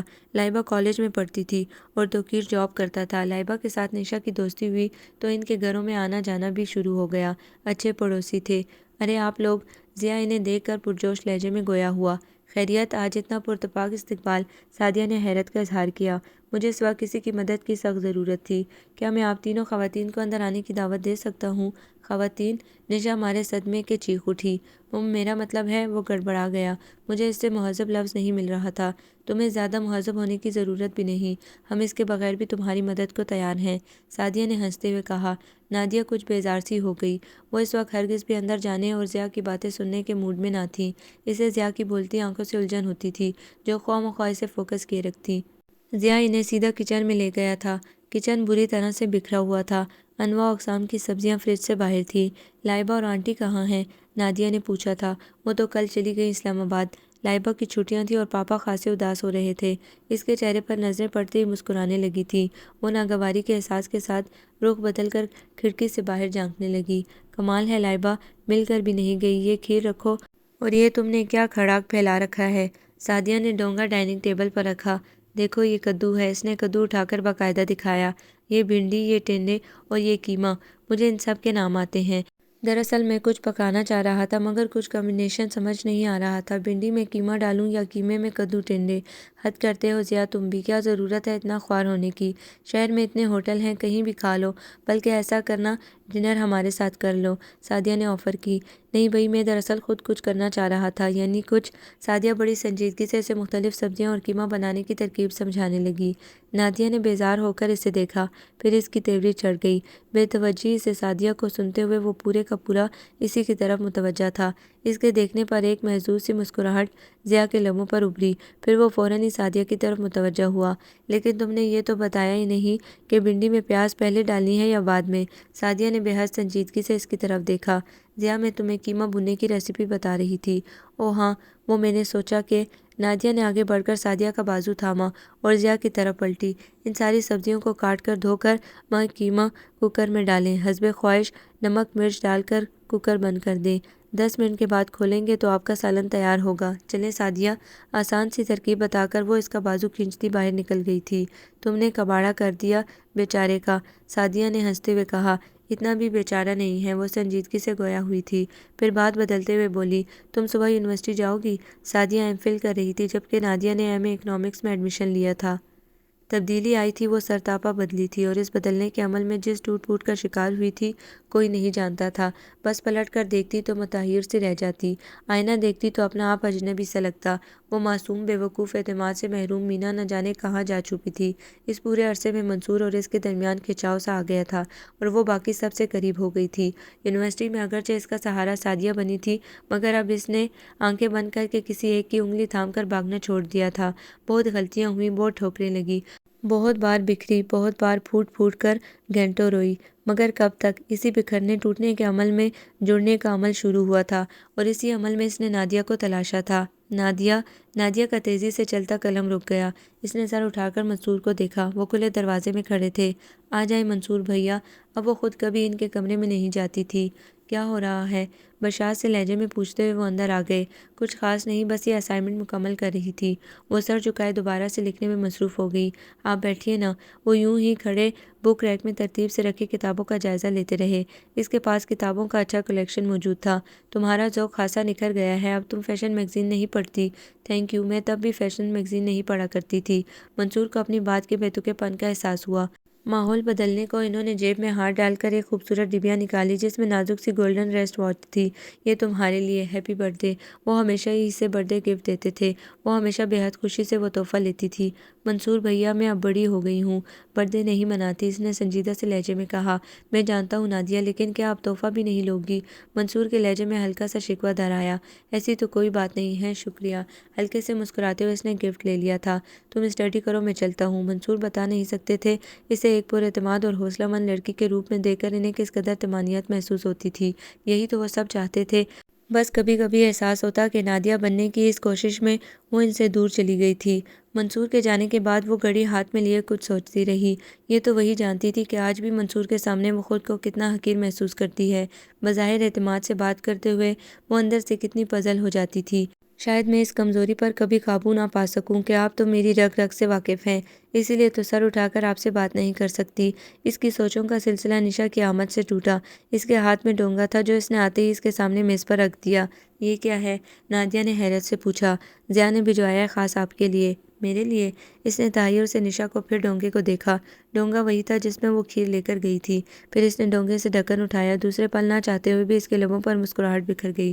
ڈونگے میں موجود ملغوبہ بتاتا تھا ضیاء نے اس کی آسان سی ریسیپی پر پوری طرح عمل کیا ہے۔ نادی، تمہیں تو کوئی چیز پسند ہی نہیں آتی۔ لون کے ڈھیر سارے خوبصورت پرنٹ کھنگالنے کے باوجود اسے کوئی پرنٹ اپنے لیے پسند نہیں آ رہا تھا، اور ایک وقت تھا کہ تم دادی کے لائے ہوئے سوٹ پہنا کرتی تھی۔ وقت کی بات ہے، وقت بہت کچھ سکھا دیتا ہے، نادیہ نے بے نیازی سے کہا۔ خدا خدا کر کے اسے 2 سوٹ پسند آئے تھے۔ شاپنگ کر کے باہر نکلی تو موسم خوشگوار تھا، فضا میں تپش گم ہو گئی تھی اور شام ڈھل رہی تھی۔ سنو، یہ تمہارے منگیتر کہاں غائب ہیں؟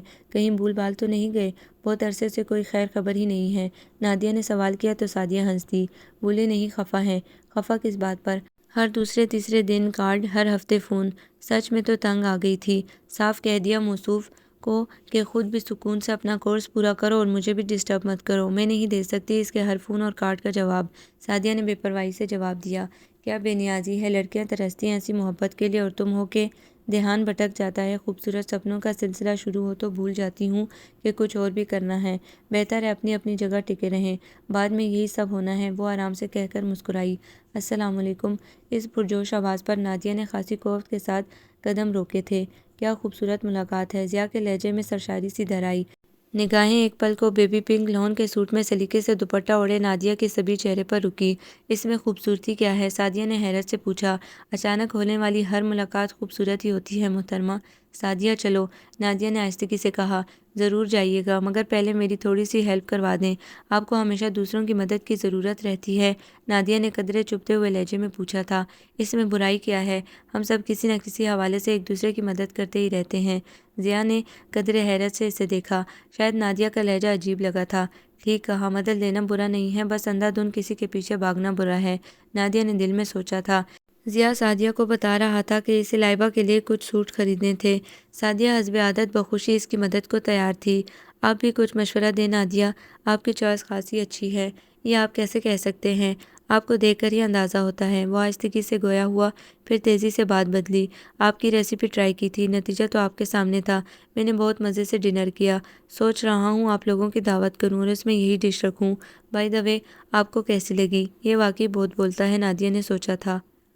خوشیوں کے چند تنکے چن کر ان سے سائیں باں بنائیں، کچھ خواہشوں کے لیپ دیوار پر، کچھ خواب کھڑکیوں پر سجائیں۔ آؤ ایک گھر بنائیں، خوشبوئیں چرا کر گلشن سے اپنے گھر آنگن میں بکھرائیں، ستارے ٹانگ کر اپنے گھر میں چاند کو مہمان بنائیں۔ تم گھر میں بن جاؤ ایک بیج اور میں بن جاؤں کھاد، ہم دونوں سے ایک پھول کھلے جس کو ہوائیں چومنے آئیں۔ خوشیوں کے چند تنکے چن کر آؤ ایک گھر بنائیں۔ حیرت کی جگہ بے یقینی اور بے یقینی کی جگہ غصے نے لے لی۔ اس نے گھور کر سفید لیلی کے گلدستے کو دیکھا۔ کھاد تو تمہاری میں بناؤں گی۔ گلدستے کو بے دردی سے ہاتھ میں دبوچ کر وہ باہر آئی تو سعدیہ گھٹنے پر طوطے کو بٹھائے ایک موٹی سی کتاب کی ورگردانی میں مصروف تھی۔ اسے دیکھ کر اینک کے عقب میں اس کی سنہری آنکھیں شرارت سے چمکی، مگر بظاہر سنجیدگی سے پوچھنے لگی، تمہیں کیا ہوا؟ یہ کیا ہے؟ اس نے گلدستہ لہرایا۔ پھول ہیں غالباً، گویا اسے کچھ شک تھا۔ اور یہ؟ اور دوسرے ہاتھ میں کارڈ تھا۔ سعدیہ نے اینک ٹھیک کرتے ہوئے بغور جائزہ لیا، پھر تعجب سے اسے دیکھا۔ کیا تمہیں بھی اینک کی ضرورت پیش آ گئی؟ سیدھا سادہ کارڈ ہے، پڑھو اسے۔ سعدیہ نے کارڈ اس کے ہاتھ سے لے کر پڑھا، پھر سراہتے ہوئے بولی، کیا اچھے طریقے سے ایک گھر بنانے کی خواہش کا اظہار کیا ہے۔ اچھا طریقہ؟ وہ چیخ اٹھی، میں یہ دونوں چیزیں اس کے منہ پر دے ماروں گی۔ اس کی اتنی جرأت؟ تمہاری مرضی ہے، سعدیہ نے کندھے اچکائے۔ تم میرے ساتھ چلو۔ دونوں چیزیں اتنی بھاری تو نہیں کہ مارنے کے لیے میری مدد کی ضرورت پڑے۔ میں تنہا وہاں نہیں جاؤں گی۔ اگر اس کی بے عزتی کرنے کا اتنا ہی ارادہ ہے تو مجھے رہنے دو۔ تم چل رہی ہو یا نہیں؟ نادیہ کے انداز جارحانہ تھے۔ سعدیہ نے کتاب بند کر کے ایک طرف رکھی، طوطے کو کندھے پر بٹھایا، جوتا پہنا اور ساتھ چل دی۔ گرما کی خوشگوار نارنجی شام تھی۔ لکڑی کا خوبصورت گیٹ عبور کرتے ہی چھوٹا سا لان اور پختہ صحن سامنے تھا۔ لان سبز بیلوں، سفید اور کاسنی پھولوں سے بھرا ہوا تھا۔ فضا خوشبوؤں سے بوجھل تھی۔ وہ خود سفید شرٹ اور نیلی جینس میں ملبوس، فریش چہرے کے ساتھ ہاتھ میں پانی کا پائپ لیے پانی کا فوارہ سا بنائے درختوں کے سبز پتے دھو رہا تھا۔ انہیں دیکھ کر اس کے چہرے کے تاثرات بڑے بھرپور اور جاندار ہوئے تھے۔ پائپ چھوڑ کر وہ ان کی طرف آ گیا۔ زہ نصیب، آج اس گھر کے مقدر بھی جاگ اٹھے۔ اس کی پرشوق نگاہیں نادیہ کے چہرے کو چھو کر سعدیہ پر رک گئی۔ پتہ نہیں جاگے ہیں یا؟ سعدیہ زیر لب بڑبڑائی، پھر رخ بدل کر پوری کی پوری سفید پھولوں کی کیاری کی طرف متوجہ ہو گئی۔ آپ لوگ بیٹھے نا، میں آپ کے لیے فریش اورنج جوس منگواتا ہوں، یا چائے لیں گی آپ؟ نہیں، ہم بیٹھنے نہیں آئے۔ جس غصے میں وہ یہاں آئی تھی اب اس میں کچھ کمی واقع ہوتی محسوس ہو رہی تھی۔ پھر بھی اس نے چاہا اس کے لہجے کی سختی برقرار رہے۔ تو پھر؟ اس کی سوالیہ نظریں نادیہ کے چہرے پر جم گئی۔ وہ ایک پل کو پزل سی ہوئی، پھر کارڈ اور پھول ٹیبل پر پھینک کر دونوں ہاتھ سینے پر باندھ لیے۔ یہ کیا ہے؟ کارڈ اور پھول؟ اطمینان سے بتا گیا۔ سعدیہ اب پھول گننا شروع ہو گئی تھی۔ جانتی ہوں میں، آپ نے یہ سب مجھے کیوں بھجوایا؟ نادیہ کی کوشش تھی کہ وہ زیادہ بھڑکے نہیں، مگر سامنے والے کا اطمینان اسے بھڑکا رہا تھا۔ تو کس سے بھجواتا؟ بے حد حیرت سے دریافت کیا گیا۔ تم بہت گھٹیا انسان ہو، وہ بھڑک اٹھی۔ ضیا کی سیاہ آنکھوں میں خفگی سی جھلکی، مگر وہ بولا کچھ بھی نہیں۔ کیا سوچ کر تم نے یہ سب مجھے بھجوایا؟ کیا لگتا ہے کیسی لڑکی ہوں میں؟ محبتوں کی طالب، کہیں نہ کہیں سے اظہار کی منتظر کہ تم بھجواؤ گے اور میں فٹ سے اسے قبول کر لوں گی۔ غلط فہمی ہے تمہاری، میں اتنی عام ہوں نہ سستی، اس لیے آئندہ یہ سب اپنی کسی بھی گرل فرینڈ کو بھجوا دینا، کیونکہ اگر آئندہ میرے سامنے یہ کچھ آیا تو میں بہت بری طرح پیش آؤں گی۔ وہ وارننگ دیتی ہوئی پلٹی۔ چلو سعدیہ، ایک منٹ۔ ضیا تیزی سے گھوم کر اس کے سامنے آیا۔ خود تو سب کچھ کہہ دیا اور مجھ سے چند لفظ سننا بھی گوارا نہیں۔ مجھے تمہاری کوئی بات نہیں سننی۔ اس نے تیکھی نظروں سے ضیا کو دیکھا۔ سرخی مائل سفید تمتماتا ہوا چہرہ، سلیقے سے سمٹے ہوئے بال، پر اعتماد اکھڑا اکھڑا سا انداز۔ یہ لڑکی کیا تھی اس کے لیے وہ کبھی بتا ہی نہیں سکا تھا۔ تم سے کس نے کہا کہ تم عام ہو؟ عام ہی تو نہیں ہو تم۔ اس کی نگاہ اور لہجہ دونوں ہی بدل گئے تھے۔ میں نے تو جب پہلی بار تمہیں دیکھا تبھی احساس ہوا تھا، اور میں نے سوچا تھا کاش اس لڑکی کی رفاقت عمر بھر کا نصیب بن جائے، اور تب سے اب تک خدا سے اس کے سوا اور کچھ مانگا ہی نہیں۔ ضیا صاحب، نادیہ نے کچھ کہنا چاہا مگر وہ خاموش نہیں ہوا۔ اور تمہیں کیا لگا میں نے تم سے مذاق کیا ہے یا فلرٹ کر رہا ہوں؟ میں نے تو سیدھے سیدھے تمہارے ساتھ ایک گھر بنانے کی خواہش کا اظہار کیا ہے۔ ایک خواب دیکھا تھا جو تم سے شیئر کر لیا۔ شاید غلط کیا، تمہیں حق حاصل ہے، چاہو تو انکار کر دو، فورس نہیں کروں گا۔ میں محبتوں میں زبردستی کا قائل نہیں۔ میں نے بہت سنجیدگی سے سوچا ہے، اپنی لائف پارٹنر میں جو خصوصیات میں دیکھنا چاہتا تھا وہ آپ میں موجود ہیں، لیکن آپ میرے بارے میں کیا سوچتی ہیں، کیا رائے رکھتی ہیں، میں کچھ نہیں کہہ سکتا۔ آپ اپنے فیصلے میں آزاد ہیں۔ امی نے آپ کی امی سے فون پر بات کی ہے، چند دنوں تک امی ابو خود آئیں گے۔ آپ اپنا فیصلہ انہیں سنا سکتی ہیں، لیکن ایک بات یاد رکھیے گا، ضیا توقیر نے صرف ایک لڑکی کو چاہا ہے، اور وہ نادیہ احمد ہے۔ Excuse me. مضبوط مگر مدھم لہجے میں اپنی بات ختم کر کے وہ اندر چلا گیا تھا۔ وہ اپنی جگہ ششدر سی کھڑی رہ گئی۔ سعدیہ اس کے قریب آ کر کھنکھاری۔ نادیہ چونک کر اس کی طرف پلٹی۔ میرا خیال ہے اب چلیں۔ اس کی آنکھوں اور ہونٹوں پر مسکراہٹ مچل مچل رہی تھی۔ نادیہ نے عجیب سی کیفیت میں قدم آگے بڑھا دیے۔ گھر بھر میں ضیا کا پروپوزل موضوع بحث تھا۔ وہ خاموش بھی تھی اور گمسم بھی۔ ابھی تک اس سے کسی نے کچھ پوچھا بھی نہ تھا۔ منصور 2 دنوں کے لیے پنڈی گئے تھے اور وہ لاشعوری طور پر شاید انہی کی منتظر تھی۔ پھر تم نے کیا سوچا ہے؟ وہ کچن میں آملیٹ کے ساتھ ٹماٹر اور کھیرے کے سینڈوچ بنا رہی تھی جب سعدیہ نے پوچھا، کس بارے میں؟ ضیا توقیر کے بارے میں۔ وہ کھیرے کے قطلے اٹھا اٹھا کر کھانے لگی۔ میں نے اس کے بارے میں کچھ بھی نہیں سوچا، لیکن گھر والے تو سوچ رہے ہیں۔ سعدیہ نے بغور اس کے چہرے کے تاثرات کو جانچا۔ اچھی بات ہے، انہیں سوچنا چاہیے۔ وہاں کچھ بھی نہ تھا۔ دوسرے معنوں میں تم اپنی رضامندی دے رہی ہو۔ ایسی تو کوئی بات نہیں۔ اس نے بے نیازی سے کندھے اچکائے۔ سعدیہ اسے گھور رہی تھی، پھر وہ ایک طویل سانس لے کر ذرا سا آگے ہوئی۔ نہ جانے کیوں مجھے کبھی کبھی ایسا لگتا ہے کہ منصور بھائی تم میں انٹرسٹڈ ہیں۔ نادیہ کے دل کی دھڑکن ایک پل کو خاموش ہوئی۔ چھری کا زاویہ بدلا۔ اف، وہ انگلی پکڑ کر رہ گئی۔ تمہیں ابھی تک کام کرنا نہیں آیا؟ سعدیہ نے اس کی انگلی پکڑی۔ اس نے ہاتھ چھڑا کر ٹھنڈے پانی کے نیچے کر لیا، پھر بنا پلٹے پوچھنے لگی، تم سینڈوچ لوگی؟ نہیں۔ وہ شاید اس کا گریز پا گئی تھی اس لیے خاموش ہو گئی۔ وہ باہر آئی تو تائی ہاتھ میں کبوتری پکڑے اس کی چونچ کھول کر دانہ کھلا رہی تھی۔ کبوتری اپنے پر پھڑپڑا رہی تھی اور میرو ادھر سے ادھر پھدکتے ہوئے ٹیں ٹیں کر رہا تھا۔ نہ جانے آج وہ اتنا شور کیوں مچا رہا تھا۔ کیا ہوا تائی امی؟ دیکھو یہ کبوتری بیمار ہو گئی ہے، دانہ بھی نہیں کھا رہی۔ کب سے کہہ رہی ہوں منیب کو کہ اسے ڈاکٹر کو دکھا لائے، مگر اس کے کانوں پر جوں نہیں رینگی۔ سارے شوق دوسروں کے اور عذاب میری جان کو۔ وہ سخت اکتائے ہوئے لہجے میں بڑبڑائیں، تو رہنے دینا، جس نے رکھے ہیں وہ خود ہی سنبھالے۔ نادیہ نے آسان سا حل پیش کیا اور تخت پر بیٹھ گئی۔ 2 دن سے خود دانہ کھلا رہی ہوں تو زندہ ہے، اس پر چھوڑتی تو اب تک مر گئی ہوتی۔ تائی تنک کر بولی۔ نادیہ مسکرا کر میرو کو دیکھنے لگی۔ میرو؟ نادیہ آئی، بسکٹ لائی۔ میرو ٹیں ٹیں کرتا اس کے پاس بھاگا آیا اور پاؤں کے ناخن پر لگی نیل پالش پر چونچ مارنے لگا۔ آنگن میں کوے نے شور مچا رکھا تھا۔ تائی امی، منصور بھائی کب آئیں گے؟ میرو کو انگلی پر بٹھاتے ہوئے اس نے سرسری سے سوال کیا۔ دیکھو کوہ تو بول رہا ہے شاید آج ہی آ جائے، انہوں نے معصومیت سے جواب دیا۔ وہ میرو کو لے کر کھڑی ہو گئی۔ آؤ میرو تمہیں بسکٹ کھلاؤں۔ تائی امی کا کوہ شاید غلط سندیسہ دے گیا تھا۔ منصور اس دن تو کیا اگلے 2 دن بھی نہ لوٹے تھے۔ ہاں فون ضرور آیا تھا، وہ کسی کام میں پھنس گئے تھے۔ ضیا سے یونیورسٹی آتے جاتے ٹاکرا ہو ہی جاتا تھا۔ ایک دن گھر میں ہلچل نظر آئی، دوسرے دن وہاں پینٹ شروع ہو گیا۔ وہ اپنے گیٹ کی بیل دیکھ کر اس کے گھر کا جائزہ لے رہی تھی جب اس کی بائیک اپنے گیٹ کے سامنے رکی۔ نادیہ کو دیکھ کر وہ بھرپور انداز میں مسکرایا۔ کیسی ہیں آپ؟ اچھی ہوں، وہ آہستگی سے گویا ہوئی۔ چاہنے کے باوجود بے مروتی نہیں برت سکی تھی۔ وہ تو خیر آپ ہیں ہی، ضیا نے بے اختیار سراہا۔ وہ کلس کر رہ گئی۔ یوں ہی میں نے سوچا گھر کی شکل نکل آئے گی۔ گیٹ کھل گیا تھا۔ نادیہ نے اندر کی طرف قدم بڑھائے۔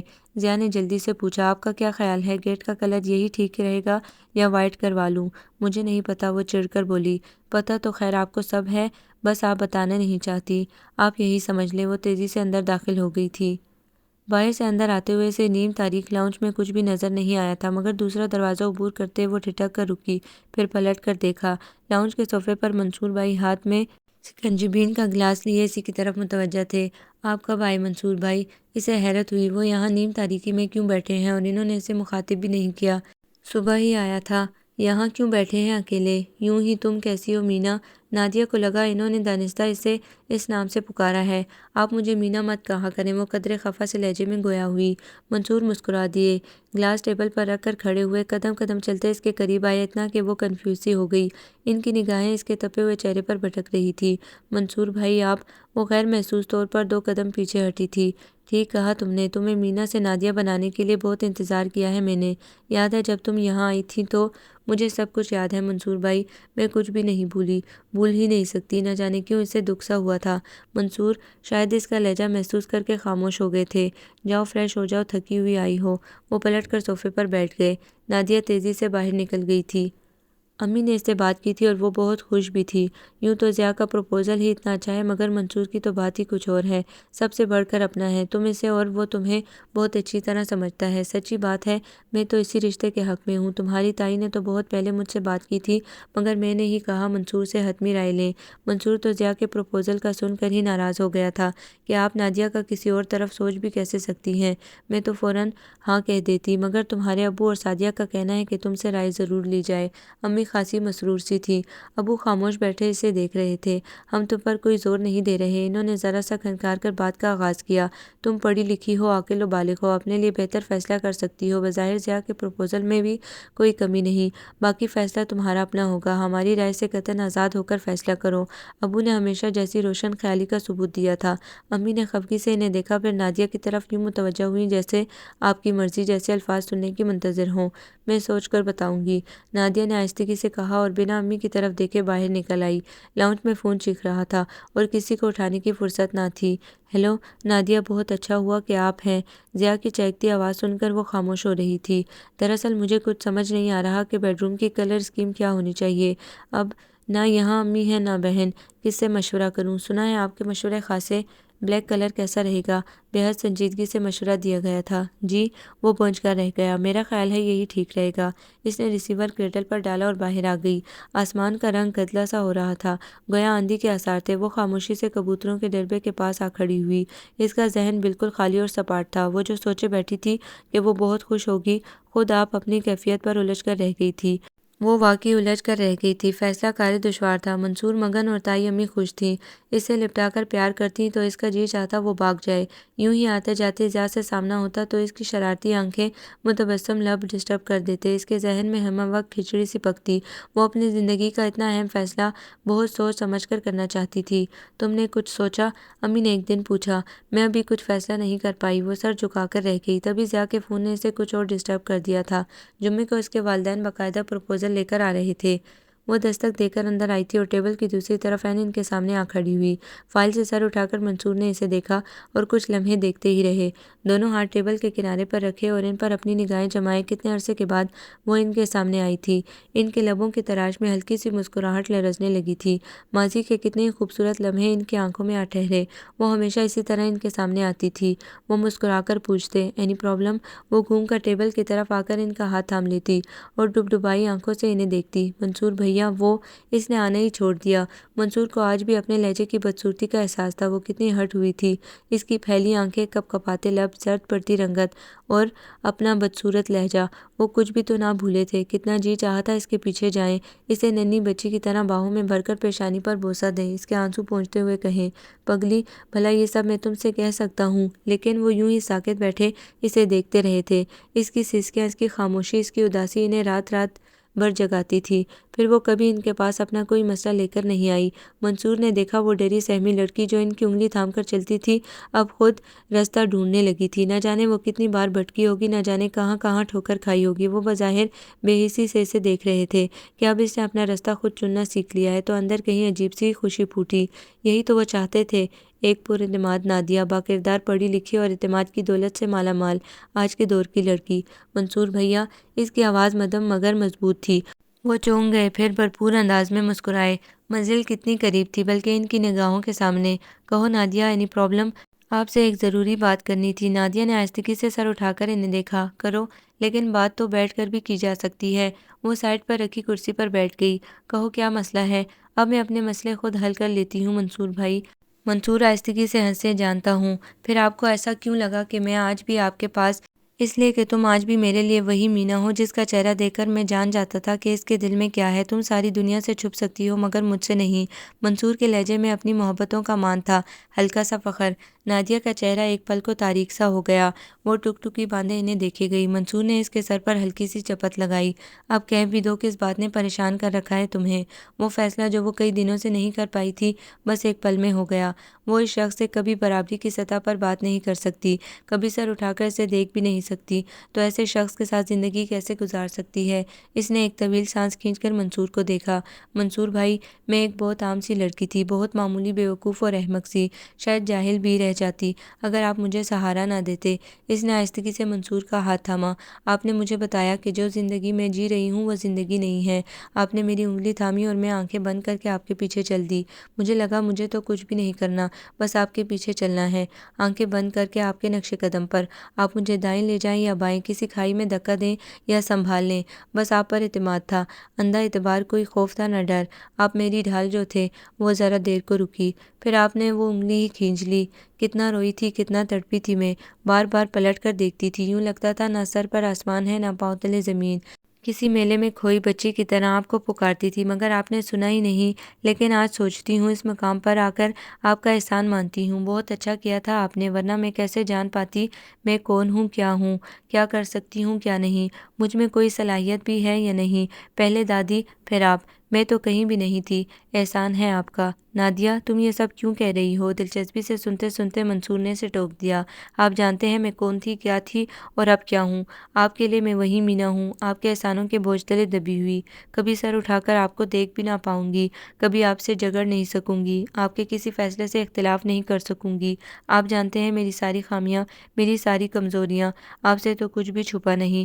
مگر وہ ایک پل کو رک کر ذرا سا مسکرائی۔ وہ میرے متعلق کچھ بھی نہیں جانتا۔ کون؟ منصور بری طرح چونکے۔ ضیا توقیر۔ اس کے لبوں سے یہ نام نغمے کی طرح پھوٹا۔ وہ کہتا ہے اسے میرے جیسی لڑکی کی ضرورت ہے، پر اعتماد، پڑھی لکھی، آج کے دور کی لڑکی، جو زندگی کی کسی بھی مشکل میں اس کے کندھے سے کندھا ملا کر کھڑی ہو سکے۔ منصور بھائی، وہ مجھ سے میری رائے پوچھتا ہے، مشورہ کرتا ہے، اسے میری صلاحیتوں پر اعتبار ہے۔ منصور اپنی جگہ ششدر سے رہ گئے۔ آپ کو نہیں لگتا ایسے شخص کے ساتھ زندگی زیادہ خوبصورت اور آسان گزرے گی؟ وہ ان سے پوچھ رہی تھی یا بتا رہی تھی، وہ سمجھ نہ سکے، بس مہر بلب اسے دیکھتے رہے۔ صرف اسی لیے منصور بھیا، میں نے ضیا توقیر سے شادی کا فیصلہ کیا ہے۔ کچھ بھی تو نہ ہوا مگر منصور کا پورا وجود ہل کر رہ گیا تھا۔ مجھے اس سے محبت نہیں ہے، محبت تو شاید، اس کے حلق میں کچھ اٹک سا گیا، مگر یہ میرا فیصلہ ہے، میری زندگی کا سب سے بڑا اور اہم فیصلہ۔ میں نہیں جانتی غلط ہے یا صحیح، مگر یہ میرا اپنا فیصلہ ہے۔ میں نے ٹھیک کیا یا نہیں یہ تو آنے والا وقت ہی بتائے گا۔ وہ ایک دم خاموش ہو کر انہیں دیکھنے لگی، وہ بھی اسے دیکھتے رہے۔ دونوں کے درمیان حائل خاموشی کا لمحہ طویل تر ہونے لگا تو وہ آہستگی سے اپنا ہاتھ چھڑا کر کھڑی ہو گئی۔ منصور کے انداز نشست میں کوئی تبدیلی نہیں آئی تھی۔ منصور بھیا، ہو سکے تو مجھے معاف کر دیجیے گا۔ ہلکی سی سرگوشی ابھری اور پھر خاموشی چھا گئی۔ منصور نے اسے جاتے ہوئے محسوس کیا، کمرے میں ہر آہٹ دم توڑ گئی، اندھیرے کا احساس ایک دم بڑھ گیا تھا۔ انہوں نے آہستگی سے کرسی کی پشت سے سر ٹکا دیا۔ وہ چاہتے بھی تو مینا کے فیصلے کو غلط قرار نہیں دے سکتے تھے۔ آپ کو یہ ناول کیسا لگا؟ کمنٹس میں اپنی رائے ضرور دیں۔ ہمارے چینل کو لائک کریں، سبسکرائب کریں، شیئر کریں۔